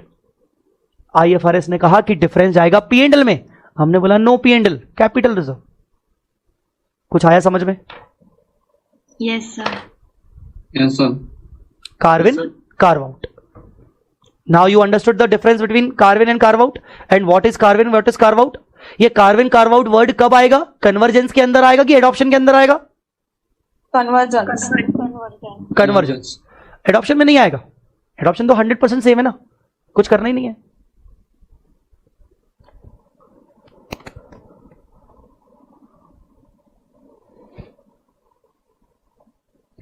Countries like Canada, Bahrain, Cambodia have adopted IFRS, while countries like India, China, Hong Kong have converged with IFRS. Just example है ये सब कुछ कि कुछ कंट्रीज ने क्या क्या किया है। कन्वर्जेंस। सर अकाउंटिंग स्टैंडर्ड बनाए कैसे जाते हैं? प्रोसेस। अब हम फाइनली अकाउंटिंग स्टैंडर्ड पे आ गए। कैसे बनाए जाते हैं? जो एक नॉर्मल प्रोसेस हुआ करता था, आपको इंटर में भी पढ़ाया जाता था, process of making accounting standard, वही है वो। एक बार देख लेते हैं, पूरा चार्ट से समझ में आ जाएगा। चलो I want wait a minute, कौन कौन बच्चा है? कुछ बच्चों के नाम लेने से मुझे नाम याद हो जाएगा यार, मतलब ये जरूरी है। चलो जो मुझे पहला अल्फाबेटिकली दिख रहा है मैं उसको बोलूंगा। सबसे पहले आंगी शाह, प्लीज पूरा इस प्रोसेस पढ़िए, पर रुक रुक के थोड़ा मुझे बीच में कुछ बोलना पड़ सकता है। चलिए स्टार्ट करिए। IASB issues its IFRS or updates the existing one. Wait, IASB issues the IFRS। ये किसकी बात चल रही है? इंडिया में बात चल रही है कि कंट्री के बाहर चल रही है बात? इंडिया में। सभी लोग इंडिया के कंटेक्स्ट में बात चल रही है कि कंट्री के बाहर चल रही है, कंट्री के बाहर। बाहर की बात चल रही है, कंट्री के बाहर, ठीक है ना। चलो वेरी गुड। सो आईएसबी ने क्या किया, आईएफआरएस बनाएगी और अपडेट्स द एग्जिस्टिंग वन। अब सुनना, यहां मुझे कुछ बात करनी है, मैंने अभी आपको थोड़ी देर पहले बताया कि पहले आईएएस हुआ करते थे, फिर उसके बाद आईएफआरएस आए, ठीक है। जब आईएएस हुआ करते थे तो उसकी सीरीज क्या थी, आईएएस 1, आईएएस 2, ऐसे सीरीज थी, ठीक है ना। 3 नहीं था, 4 वो सब डिलीट हो चुके थे तब तक, डायरेक्ट 7 था, फिर 8, 9 डिलीट हो चुका था। ऐसे करते करते करते करते 41 तक पहुंच गए थे, 41 तक। वो जब मैंने अभी थोड़ी देर पहले बताया कि पहले यूएस गैप अलग चलता था, आईएफआरएस अलग चलता था, फिर 2000 में इनकी मीटिंग हुई, इन्होंने बोला नहीं डिफरेंस को गायब करो, अब एक जैसे बनाओ, आईएफआरएस बनाओ। तो बेसिकली इन्होंने बोला कि यार हाँ यार अब ना एक जैसे होने चाहिए। तो इन्होंने क्या किया, आईएएसबी ने क्या किया, इन्होंने बोला हमारे जो ये वाले स्टैंडर्ड है हम इन्हीं में चेंजेस करेंगे, हम नए नहीं बनाएंगे। मतलब फॉर एग्जांपल आईएएस 2 जो है वो इन्वेंट्री के ऊपर है, वैल्यूएशन ऑफ इन्वेंट्री। नहीं, इन्वेंट्री का जो स्टैंडर्ड बन गया है हम उसी में चेंजेस करेंगे। आईएएस 7 जो है कैश फ्लो स्टेटमेंट, उन्होंने बोला हमारा बन गया है, हम उसी में बदलाव करेंगे। यूएस वालों को भी कहा कि हम अपना नया नहीं निकाल रहे हैं, हम एग्जिस्टिंग में बदलाव कर रहे हैं, और जहां जहां नए की जरूरत है वहां हम नए निकालेंगे। जैसे एक 39 करके हुआ करता था, आईएएस 39। उन्होंने बोला नहीं यार ये बहुत गंदा हो चुका है, इसको हटाओ, एक नया बनाओ, आईएफआरएस 9 बनाएंगे। तो पूरी कहानी सुनो, जब आईएफआरएस को लाया गया तो आईएएसबी ने बोला कि हम एग्जिस्टिंग वालों में अगर चेंज कर पाए तो उनको चेंज करेंगे, जिनको डिलीट करना होगा तो हम उनको डिलीट करेंगे, और अगर 41 के बाद कुछ नया बनाना होगा तो हम 42 पे नहीं जाएंगे। ना ना ना ना ना ना ना, हम 42 पे नहीं जाएंगे, हम जाएंगे IFRS 1, IFRS 2, IFRS 3, IFRS 4 and so on करके आज कितने बन चुके हैं, आईएफआरएस 17, यहां तक आ चुके हैं हम। 41 के बाद यहां पर स्टॉप लगा दिया गया और कहा गया कि अब से लेकर जितने भी नए स्टैंडर्ड्स बनेंगे वो सब न्यू सीरीज में बनेंगे। पहले तो मुझे बताओ ये वाला पॉइंट क्लियर है सबको? Yes sir. तो हाँ पढ़िए बेटा। Yes, sir. Deliberation and consideration of draft in AS in line with IFRS by ASB. इसका मतलब क्या है, कोई बताएगा मुझे? Deliberation and consideration of draft in AS in line with IFRS. Sir IFRS के अकॉर्डिंग फ्रेम करने का जब वो ट्राई कर रहे थे, ये वो है ना, वही है ना। ऊपर मैंने बताया ना कि इंडिया कन्वर्जेंस के टाइम पर क्या करेगी, इंडिया कन्वर्जेंस के टाइम पर आईएएसबी के साथ कंसल्टेशन करेगी कि देखो ये हमारा इंडिया है, बताओ आपके कमेंट्स क्या हैं। तो आईएफआरएस ने अपना इशू कर दिया स्टैंडर्ड, अब इंडिया की बारी। इंडिया में कौन बैठा है, एएसबी। एएसबी क्या करेगा, अपना इंडेक्स बनाएगा और फिर वो आईएएसबी के कंसिडरेशंस को ध्यान में रखेगा, उनके की पॉइंट्स को ध्यान में रखेगा कि हाँ चलो इन्होंने ऐसा बोला है, चलो देखते हैं क्या हो सकता है। मतलब वो उसमें उनको उनके ओपिनियन लेगा, उसके बेसिस पर वो अपने इंडेक्स बनाएगा। चलिए next. Circulation of draft index of the council member of ICAI and specified outside bodies. Wait a minute, council member मैंने जो बताया था 32 काउंसिल मेंबर है, तो जैसे ही ड्राफ्ट बना फर्स्ट स्टेज पे 32 काउंसिल मेंबर्स को इंडेक्स दिया जाएगा कि आप अपने अपने कमेंट करिए। और specified outside bodies, specified outside bodies में कौन कौन, सेबी, सीएनडीजी, सीबीडीटी, इन सब आउटसाइड बॉडीज को भी इंडेक्स का ड्राफ्ट दिया जाएगा कि आप बताइए आपके क्या क्या कमेंट्स है। उनके साथ मीटिंग की जाएगी, उनके रिप्रेजेंटेटिव्स के साथ, ठीक है, और उनसे उनके कमेंट लिए जाएंगे। आईएफआरएस बना, इंडेक्स बनाते टाइम हमने आईएफआरएस को कंसीडर किया, फिर फाइनल हमने ड्राफ्ट बनाया, काउंसिल में बांटा और स्पेसिफाइड आउटसाइड बॉडीज को दिया। चलिए आगे, सॉरी यहां से, हाँ आइए। Meeting with the representative of the specified outside bodies to ascertain their views. उनके व्यूज जाने कि भाई आप बताओ उसमें क्या करना है, कुछ चेंजेस करने होंगे तो आगे बढ़ो। Incorporation of comments from council and outside bodies. उनके जो भी कमेंट्स आए उनको हमने चेंजेस किए, ठीक है। issue of exposure draft for public exposure comment. Draft for public comment. एक बार था वो ड्राफ्ट, अब वो बन गया exposure draft. Once it is approved by specified bodies and council members, वो उसका नाम बन जाता है एक्सपोजर ड्राफ्ट. पहले वो ड्राफ्ट था, अब वो बन गया exposure draft for public comment. ICI.org की वेबसाइट अच्छे से देखोगे ना, तुम्हें अलग जगह, तुम तो क्या है मैक्सिमम टाइम पर स्टूडेंट सेक्शन जाके देखते हो, पर मेंबर सेक्शन जाके देखोगे या अदर अनाउंसमेंट सेक्शन जाके देखोगे, स्टूडेंट से रिलेटेड नहीं, अदर, तो उसमें तुम्हें पब्लिक कमेंट्स के लिए कुछ ना कुछ इंडेक्स दिखेंगे कि भाई आप पब्लिक कमेंट कर सकते हो. It is open for all, ऐसा रहता है.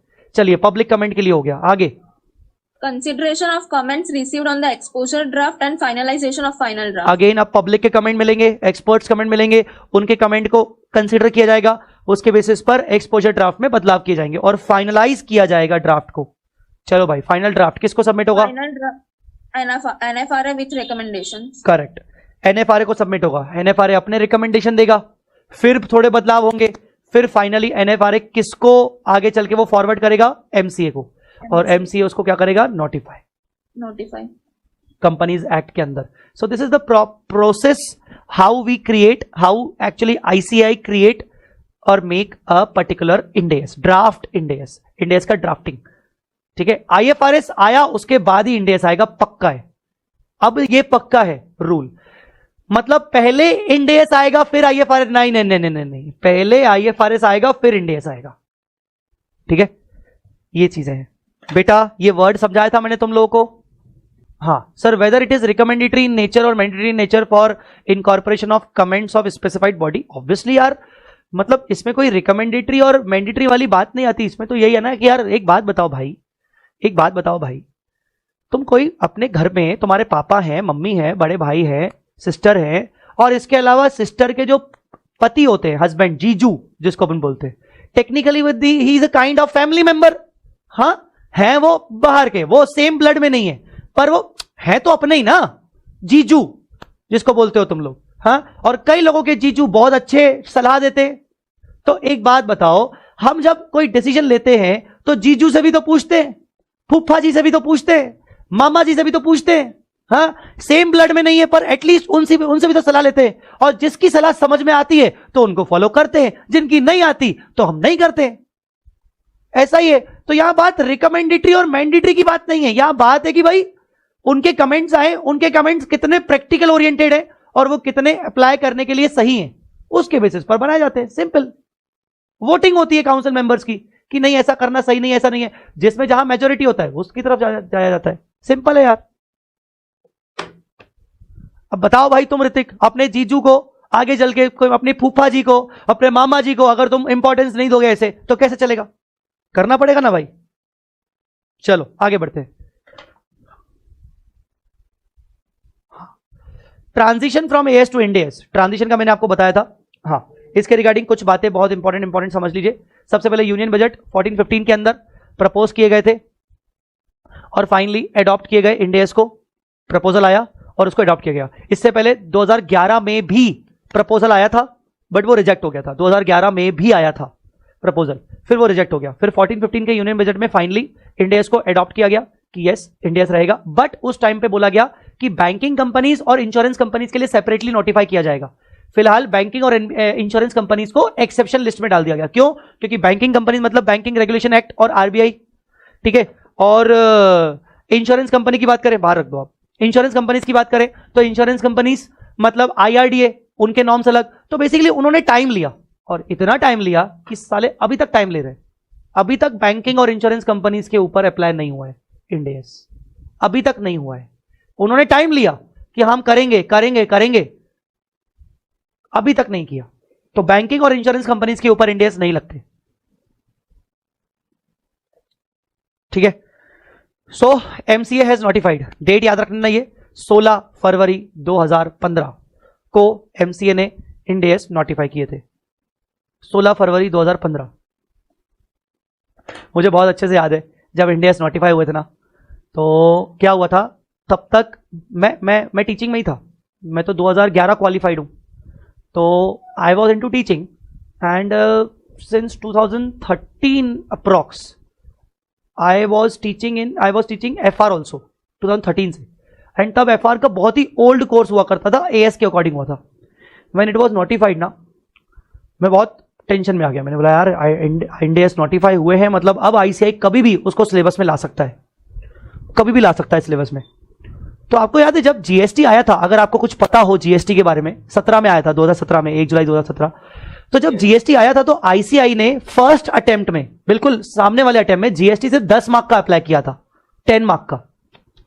जीएसटी आईडीटी के सब्जेक्ट के अंदर सिर्फ 10 मार्क्स का अप्लाई किया था. बिल्कुल जीएसटी नया नया था, बिल्कुल गरम गरम ताजा ताजा. तब कस्टम के अलावा वो एक्साइज चलता था, एक्साइज. तो वैसे ही सेम टू सेम आईसीआई ने इंडेस फॉलो किया, पर उन्होंने बोला कि डिफरेंसेस करेंगे, difference between as and as, बस उतना पूछेंगे. और मैं बहुत टेंशन में, मैंने यार कोर्स चेंज हुआ है, इंडेस भाई, इंडेस तो मेरे कोर्स में थे ही नहीं when I was a student. I specially joined diploma in IFRS course, then certificate of IFRS of ICAI. और मुझे बहुत अच्छे से याद है, आईसीआई का सर्टिफिकेट कोर्स करने के लिए मैं फ्राइडे को ट्रेन में बैठता था, दिल्ली जाता था, भोपाल से दिल्ली. मैं बेसिकली, मेरा नेटिव प्लेस भोपाल है, सो मैं भोपाल से दिल्ली जाता था. सुबह पहुंचता था दिल्ली 7 बजे, वहां अपने फ्रेंड के एक रूम में जाता था, वहां तैयार होके 9 बजे से हमारे आईएफआरएस के क्लासेस हुआ करते थे. हमारे आईएफआरएस के क्लासेस होते थे सैटरडे संडेज में, क्योंकि प्रोफेशनल थे हम, बाकी तो हमें प्रैक्टिस और बाकी सभी प्रोफेशनल चार्टर्ड अकाउंटेंट्स का कोर्स था वो. तो सैटरडे संडे का सर्टिफिकेशन ऑफ आईएफआरएस का कोर्स हुआ करता था गाजियाबाद में. मैं दिल्ली आता था, दिल्ली से फिर मुझे गाजियाबाद जाना पड़ता था मेट्रो पकड़ के. वहां पर अगर कोई वहां का साइड का हो तो उसको पता होगा, वैशाली करके एक मेट्रो स्टेशन है, अगर किसी को पता हो तो. सो वहां वैशाली मेट्रो स्टेशन में, वहां पर एक 4 स्टार होटल था, और हमारे क्लासेस उस 4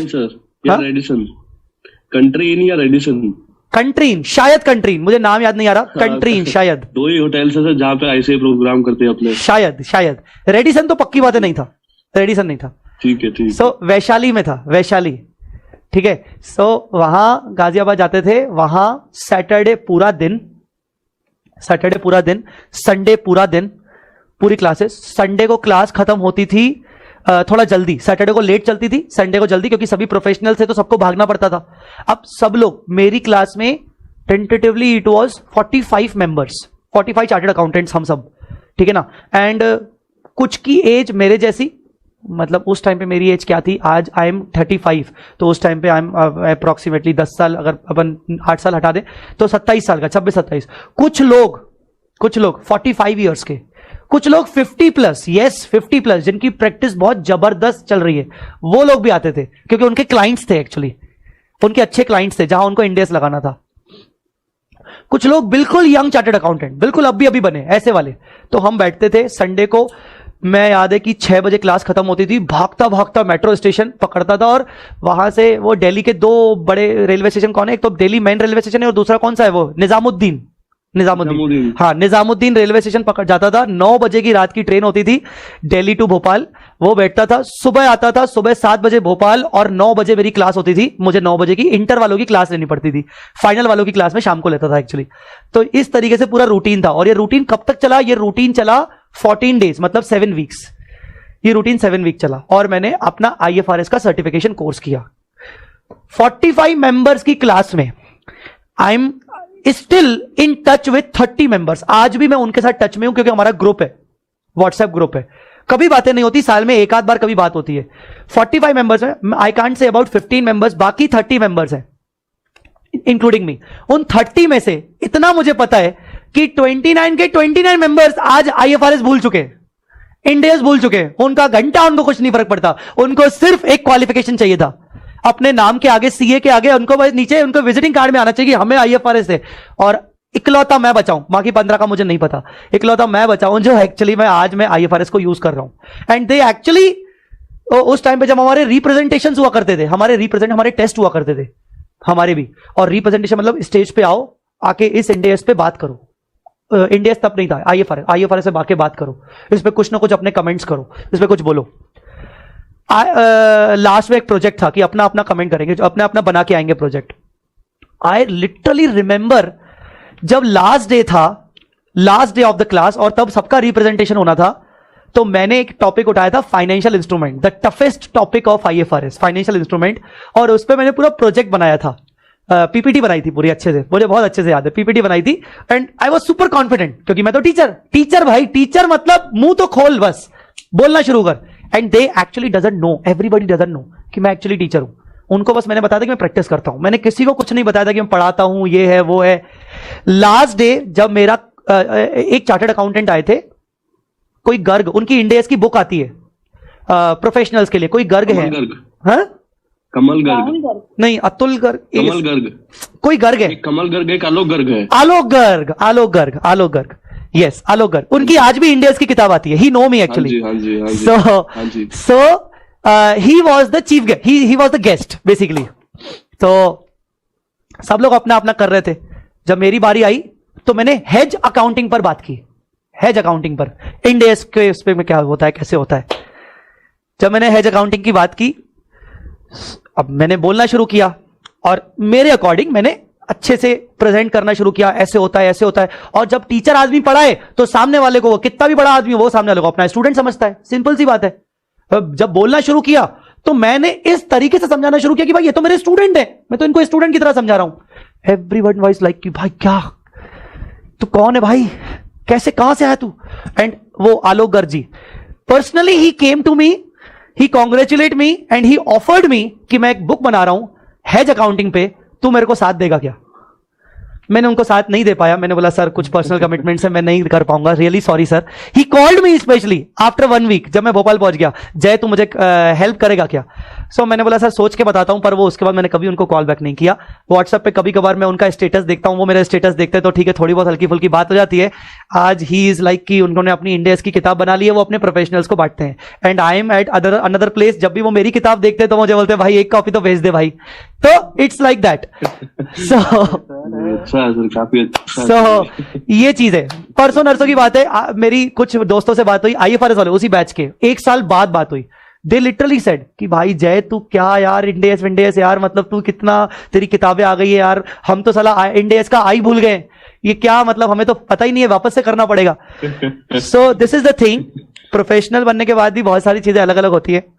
सो बस याद आ गया मुझे, चैलेंजेस काफी ज्यादा थे उस टाइम पे आपके सामने, बहुत 13-14 में आपने किया इतना ट्रेवल और एकदम शिफ्ट करना। एक्चुअली मैं घबरा गया था, मैंने ये सब क्यों किया, मैं घबरा गया। मैंने बोला यार या तो मुझे CA फाइनल पढ़ाना छोड़ना पड़ेगा, बिकॉज इंडियस एक बार आ गए, और इंडियस भाई बहुत, मतलब AS से बहुत चेंजेस थे, बहुत चेंजेस।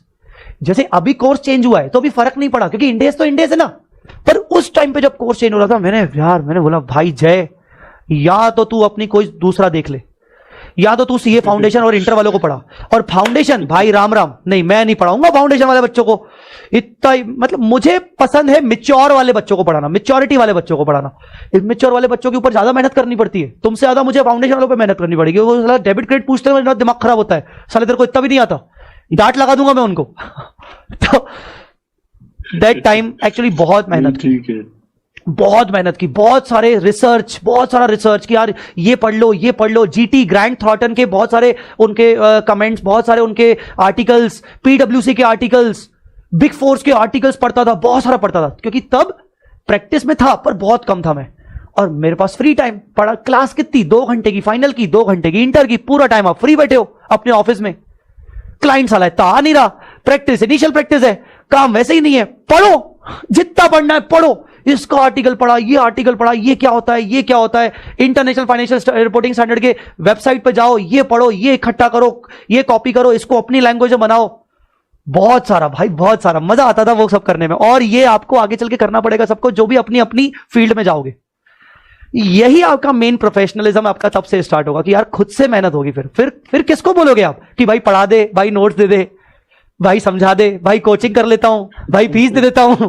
ओ फिर तब आप 10,000 की फीस दो सामने वाले को, 2 लाख रुपए की फीस दो, आपको कोई पढ़ाने वाला नहीं होगा, आपको खुद पढ़ना पड़ेगा CA बनने के बाद।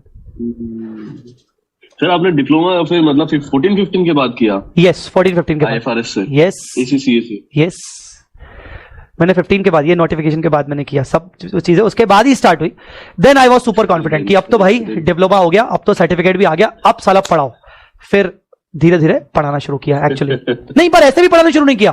फिर मैंने अपने भोपाल के काउंसिल मेंबर्स को बोला, कमेटी मेंबर्स को बोला कि कोई सेमिनार रखो यार प्रोफेशनल्स के लिए यार इंडियस पर। अच्छा, इंडियस की साला औकात ही नहीं है छोटी छोटी सिटीज में। भोपाल इज अ छोटी सिटी, वेरी स्मॉल प्लेस. सो छोटी सिटी में इंडेस को किससे मतलब? वहां बात चलती है टैक्स की. यस, हाँ जी. वहां बात चलती है टैक्स की. अरे आप जितने भी सब छोटी छोटी सिटीज से हो, आपको पता होगा एएस को कोई इंपॉर्टेंस नहीं मिलती. इनकम टैक्स और जीएसटी को ही इंपॉर्टेंस मिलती है छोटी छोटी सिटीज में. तो वहां सेमिनार्स वगैरह होते थे, तो मैंने स्पेशली रिक्वेस्ट करता था, भाई प्लीज थोड़ा सेमिनार करवा दो यार.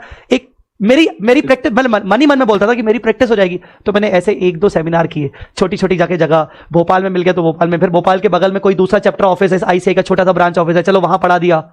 तो ऐसे करके मैंने अपने आप को टेस्ट किया कि मेंबर्स भाई बहुत खतरनाक लोग होते हैं. मेंबर्स कुछ क्वेश्चन पूछ डाले, मतलब फिर बच्चों के सामने अपन मैनेज कर लेंगे. तो मैंने ऐसे 3-4 सेमिनार्स किए मेंबर्स के लिए इंडेस पर. फिर अपने को लगा कि हाँ, now I am confident. Member लोगों को मैंने जवाब दे दिया, उनके क्वेश्चन आए उनको जवाब दे दिया, मतलब हाँ अपन कर सकते हैं, अब अपन आगे जा सकते हैं. फिर I started my teaching with Ind AS. Then this was the basic case. चलो ठीक है, बहुत ज्यादा टाइम वेस्ट हो रहा है, आगे बढ़ते हैं. सो द पॉइंट इज कि 2015 में इंडेस वाज अडॉप्टेड. मैंने कल आपसे बात बोला था कि 39 इंडेस नोटिफाई हो चुके हैं. It has notified 39. उस टाइम पे भी 39 थे, कुछ 1-2 डिलीट होके 1-2 नए आ गए, तो कुल मिला के अभी भी 39 ही है. अभी भी 39 ही है, ठीक है. 2015 से लेकर अभी तक. बट बैंकिंग कंपनीज के ऊपर और इंश्योरेंस कंपनीज के ऊपर ये स्टैंडर्ड्स अभी तक फॉलो नहीं होते हैं. मैं बैंकिंग और इंश्योरेंस के ऊपर आगे आऊंगा, डोंट वरी. एनबीएफसीज का क्या होगा उस पर भी आऊंगा. NBFCs, non banking financial companies, उनके ऊपर इंडेस लगता है. यहां बैंकिंग लिखा है, मतलब एनबीएफसी के ऊपर इंडेस लगता है, याद रखना. आगे बढ़ते. ये एक एग्जांपल दे रहा है. एग्जांपल बेसिकली यही है कि पहले आईएफआरएस आएगा फिर इंडेस आएगा. ऐसा नहीं हो सकता कि पहले इंडेस आया और उसके बाद आईएफआरएस आया. पहले आईएफआरएस आएगा उसके बाद इंडेस आएगा. आईएफआरएस अगर अप्लाई होगा जनवरी से तो इंडेस फिर उसके बाद ये अप्रैल से अप्लाई हुआ था. तो बेसिकली यूरोप में क्या होता है, यूरोप में जो कैलेंडर ईयर होता है ना, वही फाइनेंशियल ईयर होता है. यूरोप में मार्च एंडिंग नहीं चलता, यूरोप में चलता है जनवरी टू दिसंबर एक्चुअली में. तो यूरोप में जब भी कोई स्टैंडर्ड आता है तो वो जनवरी से अप्लाई होता है, 1 जनवरी से. पर हमारे भारत में, क्योंकि हमारा फाइनेंशियल ईयर अप्रैल होता है, तो हमारे भारत में जब भी कोई स्टैंडर्ड आएगा तो वो 1 अप्रैल से अप्लाई होता है. ये याद रखना बेसिक चीज. तो वही वो बता रहा है कि इंडेस 116 आया तो वो अप्लाई हुआ 1 अप्रैल से. पर उससे पहले आईएफआरएस 16 आ चुका था तो वो अप्लाई हुआ 1 जनवरी से बेसिकली. कुल मिला के ये सारे स्टैंडर्ड्स हैं. अभी हम स्टैंडर्ड्स के नाम जाके करेंगे तो वो कोई मतलब नहीं है. मैं नाम करवाने का, याद करने का एक तरीका है जो मैं 1-2 क्लासेस बाद शुरू करूंगा. ये सारे स्टैंडर्ड्स हैं जो आपके सामने हैं. नाउ आगे थोड़ा सा इस पर आइए, सुनिएगा. ये आपको क्लियर था? आईएएस 41 तक थे, उसके बाद आईएफआरएस 1, 2, 3, 4 हो गया. ये दोनों को, ये सबको क्लियर है दोनों? अब सुनो, अब इंडेस कैसे बनता है. ASB, accounting standard board of India, ये आईसीए वाला, उसके सामने प्रॉब्लम थी कि अरे यार इन्होंने तो 2 अलग अलग सेट कर दिए. आईएएस 1, 2, 3, 4, 5, 6, 7 है ये 41 तक, और फिर आईएफआरएस 1, 2, 3, 4. हम क्या करें, हम कैसे बनाए? हम 2-2 थोड़ी 1-1 कर सकते हैं, हम 2-2 थोड़ी 2-2 कर सकते हैं. नहीं, हम क्या करें, हम क्या करें. उन्होंने बोला okay, ground floor, first floor. किसी भी होटल में जाते हैं तो एक होता है फर्स्ट फ्लोर, एक होता है सेकंड फ्लोर. तो जो फर्स्ट फ्लोर के जो रूम होते हैं उसके रूम नंबरिंग क्या होती है? 101, 102, 103. जो सेकंड फ्लोर होता है उसके रूम क्या होते हैं? 201, 202, 203. होता है कि नहीं? वैसे ही इन्होंने बोला हम जब इंडेस बनाएंगे तो ये वाली नंबरिंग को हम यही नंबरिंग देंगे. मतलब अगर इनका आईएएस 1 है तो हमारा भी इंडेस 1 होगा, इनका आईएएस 2 है तो हमारा भी इंडेस 2 होगा, इनका 7 है तो हमारा भी 7 होगा, इनका 8 है तो हमारा भी 8 होगा. ऐसे करते करते इनका 41 है तो हमारा भी 41 ही होगा, वही नाम होगा. पर इनका आईएफआरएस 1 है तो अब फर्स्ट फ्लोर हमारा हो जाएगा इंडेस 101, 101. इनका 2 है तो हमारा हो जाएगा 102. इनका 3 है तो हो जाएगा 103. ऐसे करते करते अभी तक कितने हो गए? 116. तो 116 मतलब बताओ वो कौन सा वाला आईएफआरएस होगा?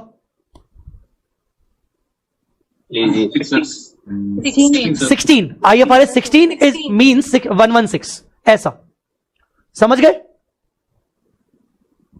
Yes sir. तो इस तरीके से सीरीज इंडेस में चलती है. इंडेस 1-2 से लेकर 41 तक भी है और फिर इंडेस 101 से लेकर 16 तक है. ये ऐसा क्यों? 2 अलग अलग सीरीज क्यों? क्योंकि 2 ऐसे ऐसे हैं यहां पर, इसी वजह से. ये वो वही बता रहा है, हाउ इंडेस हैव बीन नंबर्ड. ये वही बता रहा है, ये वाला. इट हैज नोटिफाइड 41 के बाद ऐसा हुआ, फिर 1, 2, 3, 4 आया. ये मैंने जो अभी आपको बताया बेसिकली. ये जो मैंने अभी आपको बताया। तो ये नंबरिंग इस तरीके से डिसाइड होती है, इंड एएस की नंबरिंग। हां, एक और बात, आपने वर्ड सुना है guidance note? Yes, sir. Guidance note करके वर्ड सुना है कभी? Yes sir. कभी सुना होगा कि इंस्टीट्यूट का ये पर्टिकुलर एक गाइडेंस नोट है, गाइडेंस नोट के अकॉर्डिंग ये अकाउंटिंग रिकमेंड की गई है, वगैरह वगैरह करके। कई बार ऐसा होता है कि जब हम कोई आईएफआरएस बनाते हैं, इंड एएस बनाते हैं, तो उसके इंटरप्रिटेशंस जरूरी होते हैं। आईएफआरएस बनाने के बाद कुछ उसके एग्जांपल्स, उसके कुछ इंटरप्रिटेशंस जरूरी है, ताकि वो इंटरप्रिटेशन इशू करके हम एंटिटीज को बता सके कि अगर आप इंटरप्रेट नहीं कर पा रहे हो तो आप उसके इंटरप्रिटेशन चेक कर लो विथ एग्जांपल्स और आप उसके बेसिस पर अप्लाई करो। आईएफआरएस ने भी ऐसा किया। आईएफआरएस ने बोला कि हमारे एक होंगे मेन आईएफआरएस स्टैंडर्ड्स, पर उन स्टैंडर्ड्स को समझाने के लिए हम अलग से गाइडेंस नोट बनाएंगे, जिनका नाम उन्होंने नाम दिया, ये देखिए, IFRS interpretation committee, the interpretative body of IASB. और उन्होंने क्या किया, ये interpretations issued before 13 were titled as SIC and some of them still in force, SIC वगैरह, ये सब। ये एसआईसी वगैरह क्या है? एसआईसी मतलब बेसिकली इंटरप्रिटेशंस। आईएफआरएस, इफ्रिक मतलब international financial reporting interpretation committee, IFRIC. ये क्या करेंगे, उन्हीं आईएफआरएस को समझाने के लिए एक सेपरेट गाइडेंस नोट निकालेंगे, उनको वो बोलेंगे इंटरप्रिटेशन सही है, आप इनको भी रेफर करो। अब इंडिया ने बोला यार हम क्या नाम दें, हम ये नाम नहीं देना चाहते, इफ्रिक करके हम नहीं, हमें क्या करना है, हमने बोला अपेंडिक्स। मतलब अगर इंड एएस को समझने के लिए आपको इंटरप्रिटेशन चाहिए तो आपको इंड एएस के अपेंडिक्स में जाना पड़ेगा। So appendix is a part of Ind AS. जैसे इंड एएस खत्म हुआ उसके बाद उसका अपेंडिक्स शुरू होता है, उसके इंटरप्रिटेशंस। आ रही है मेरी बात समझ में? Yes, sir. तो आईएफआरएस के लिए इफ्रिक है, वैसे ही इंड एएस के लिए अपेंडिक्स है, अपेंडिक्स।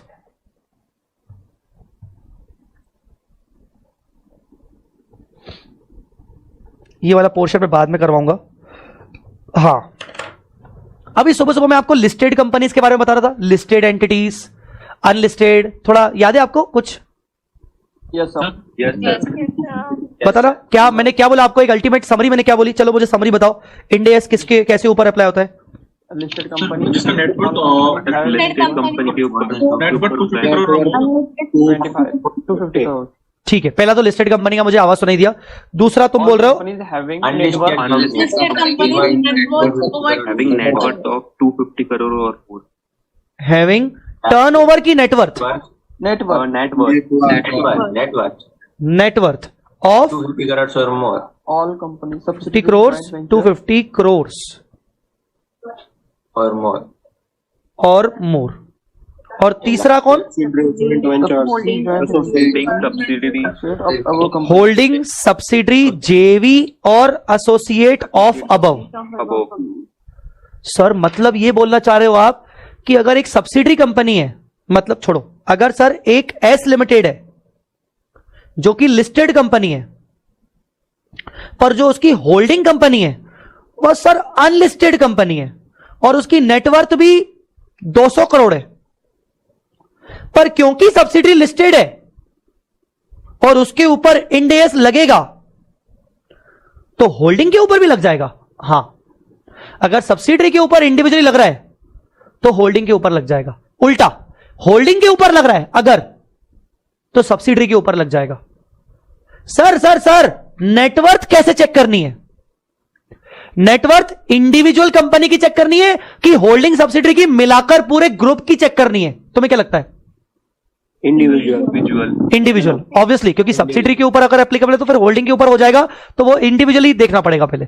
तो नेटवर्थ आपको इंडिविजुअल एंटिटी वाइज चलना पड़ेगा, समझे बेटा? नेटवर्थ का मतलब क्या होता है, कोई बताएगा? What do you mean net worth? कोई फॉर्मूला?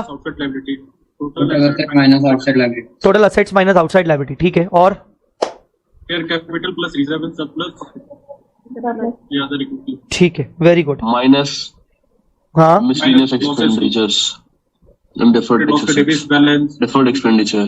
ओके। अब सामने देखो, calculation of net worth, clause 57 of section 2 of companies act. Net worth को लिया गया है कंपनीज एक्ट की डेफिनेशन से, सेक्शन 2 क्लॉज 57, और नेटवर्थ को जब से लिया गया है तो नेटवर्थ पढ़िए, मैं किसको बोलूं पढ़ने को, वेट अ मिनट, अतुल करके कोई दिख रहा है मुझे, अतुल? Yes sir. हाँ, ये पढ़िए तो यहां से, नेटवर्थ से।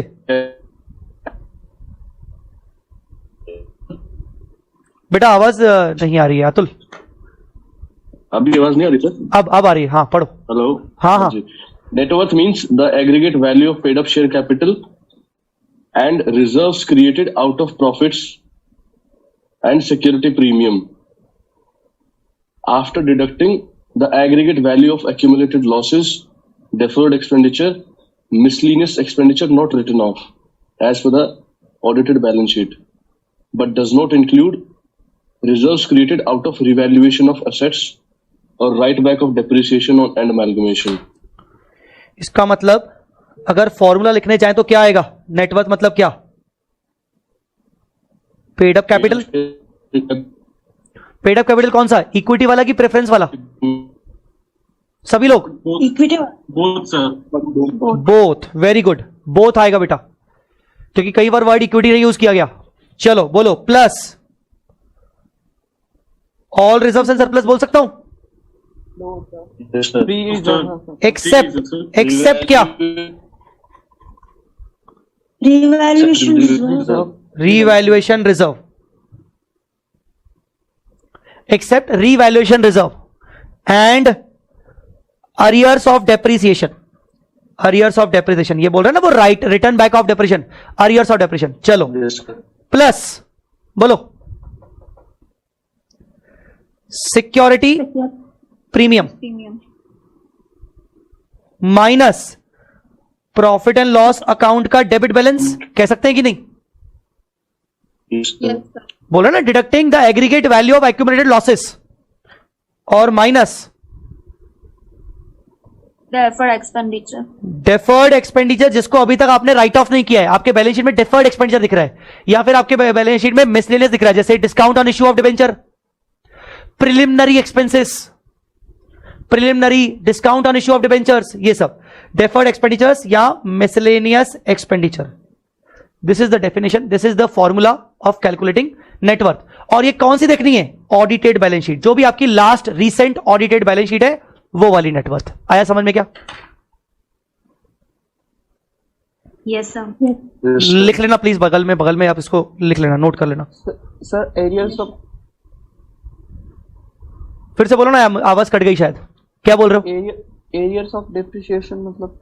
बेटा अरियर्स ऑफ डेप्रिसिएशन मतलब ये कि मान लो किसी साल में आपने डेप्रिसिएशन चार्ज किया अपने पीएनएल में, बट आपकी कंपनी लॉस मेकिंग कंपनी है, तो पूरा डेप्रिसिएशन एब्जॉर्ब नहीं हो पाया, पूरा डेप्रिसिएशन माइनस नहीं हो पाया, क्योंकि प्रॉफिट्स ही नहीं है, इनकम्स ही नहीं है। तो वो जो रिमेनिंग डेप्रिसिएशन जो जितना माइनस नहीं हो पाया, वो अगले सालों में आप उसको माइनस करते हो, that is called arrears of depreciation. समझे? ओके।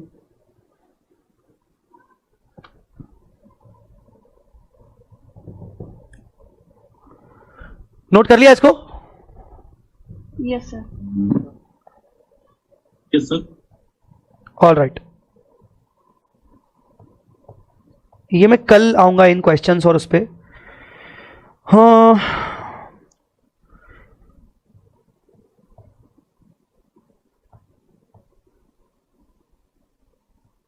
ठीक, तो मेजरली अब रोड मैप ही है और चीजें तो है नहीं।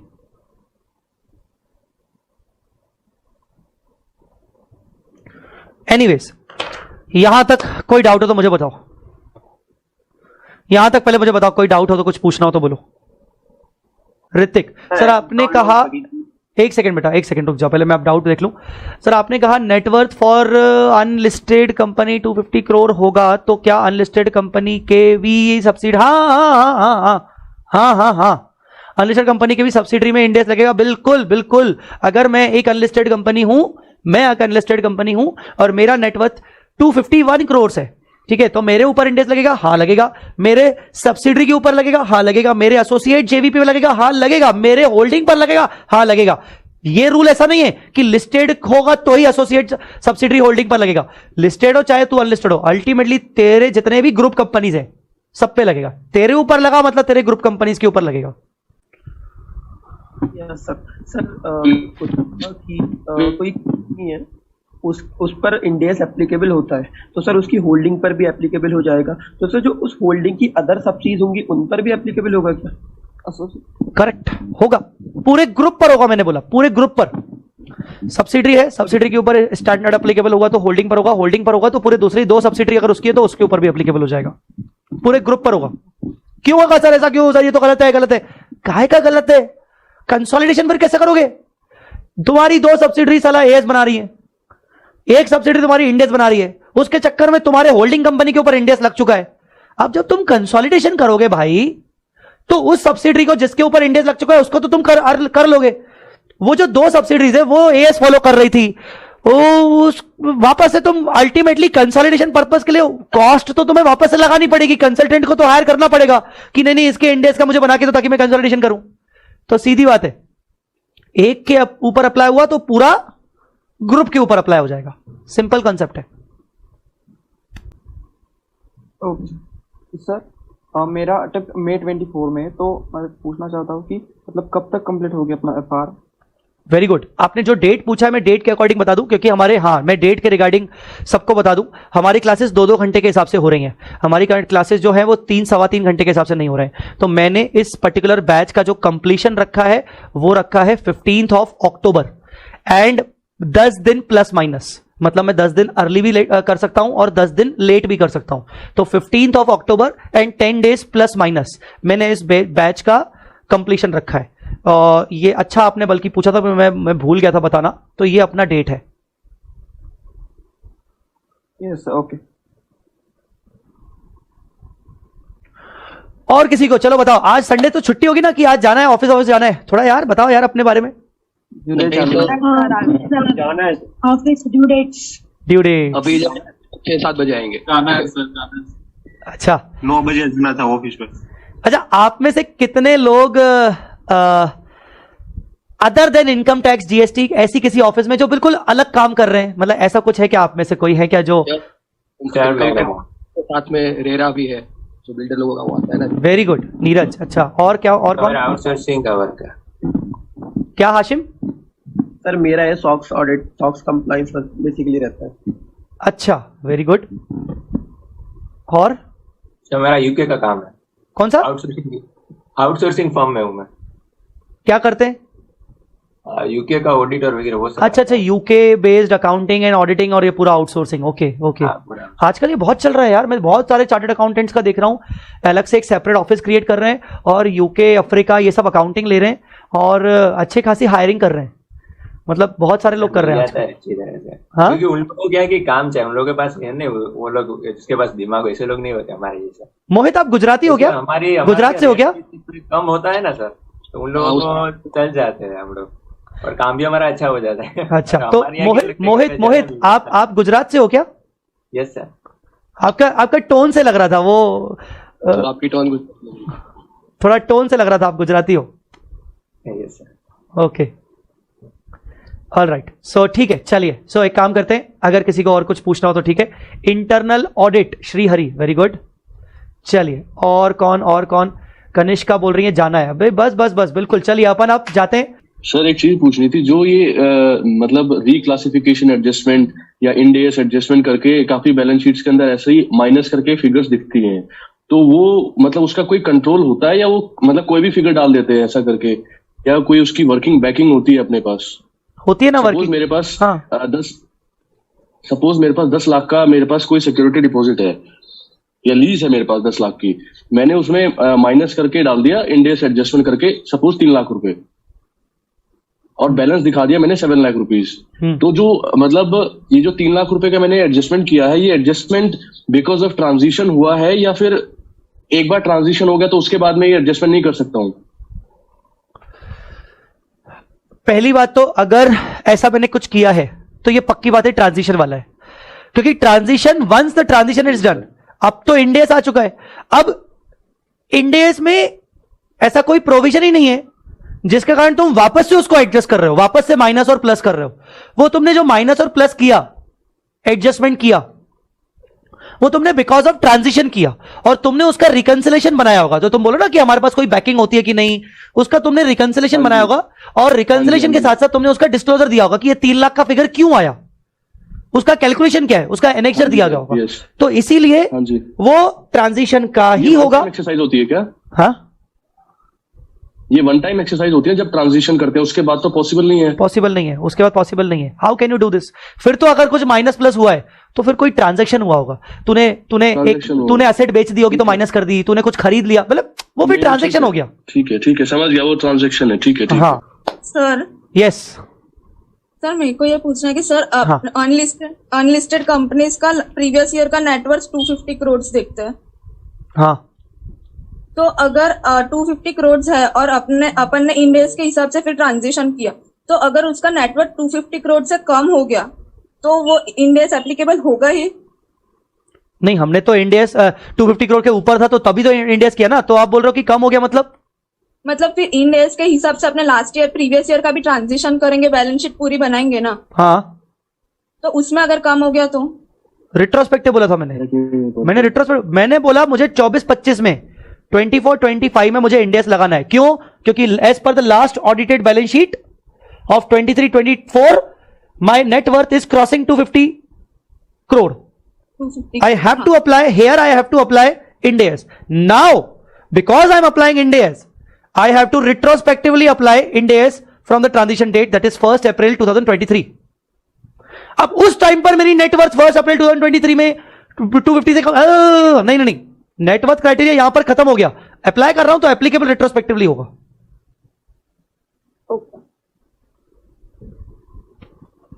एनीवेज, चलो, और कोई डाउट है तो पूछ लो, और जिसको डाउट नहीं है वो जा सकता है, वो जब वो पूछने की जरूरत नहीं है। बिल्कुल, आप बाय बाय बोल के जा सकते हो। Bye sir. Bye sir. चलो, bye bye bye sir. Bye bye Jainish, bye Sandeep, bye sir. Bye bye bye sir. Bye bye bye sir. Bye bye everyone, bye bye. चलिए, thank you so much. Bye bye everyone. Atul, Dhruvi, Kiran, Lipta, bye bye. Pragati, Kiran, Mitanshi, Roshni, Sahil, Mohit, bye bye everyone. Thank you so much. Thank you.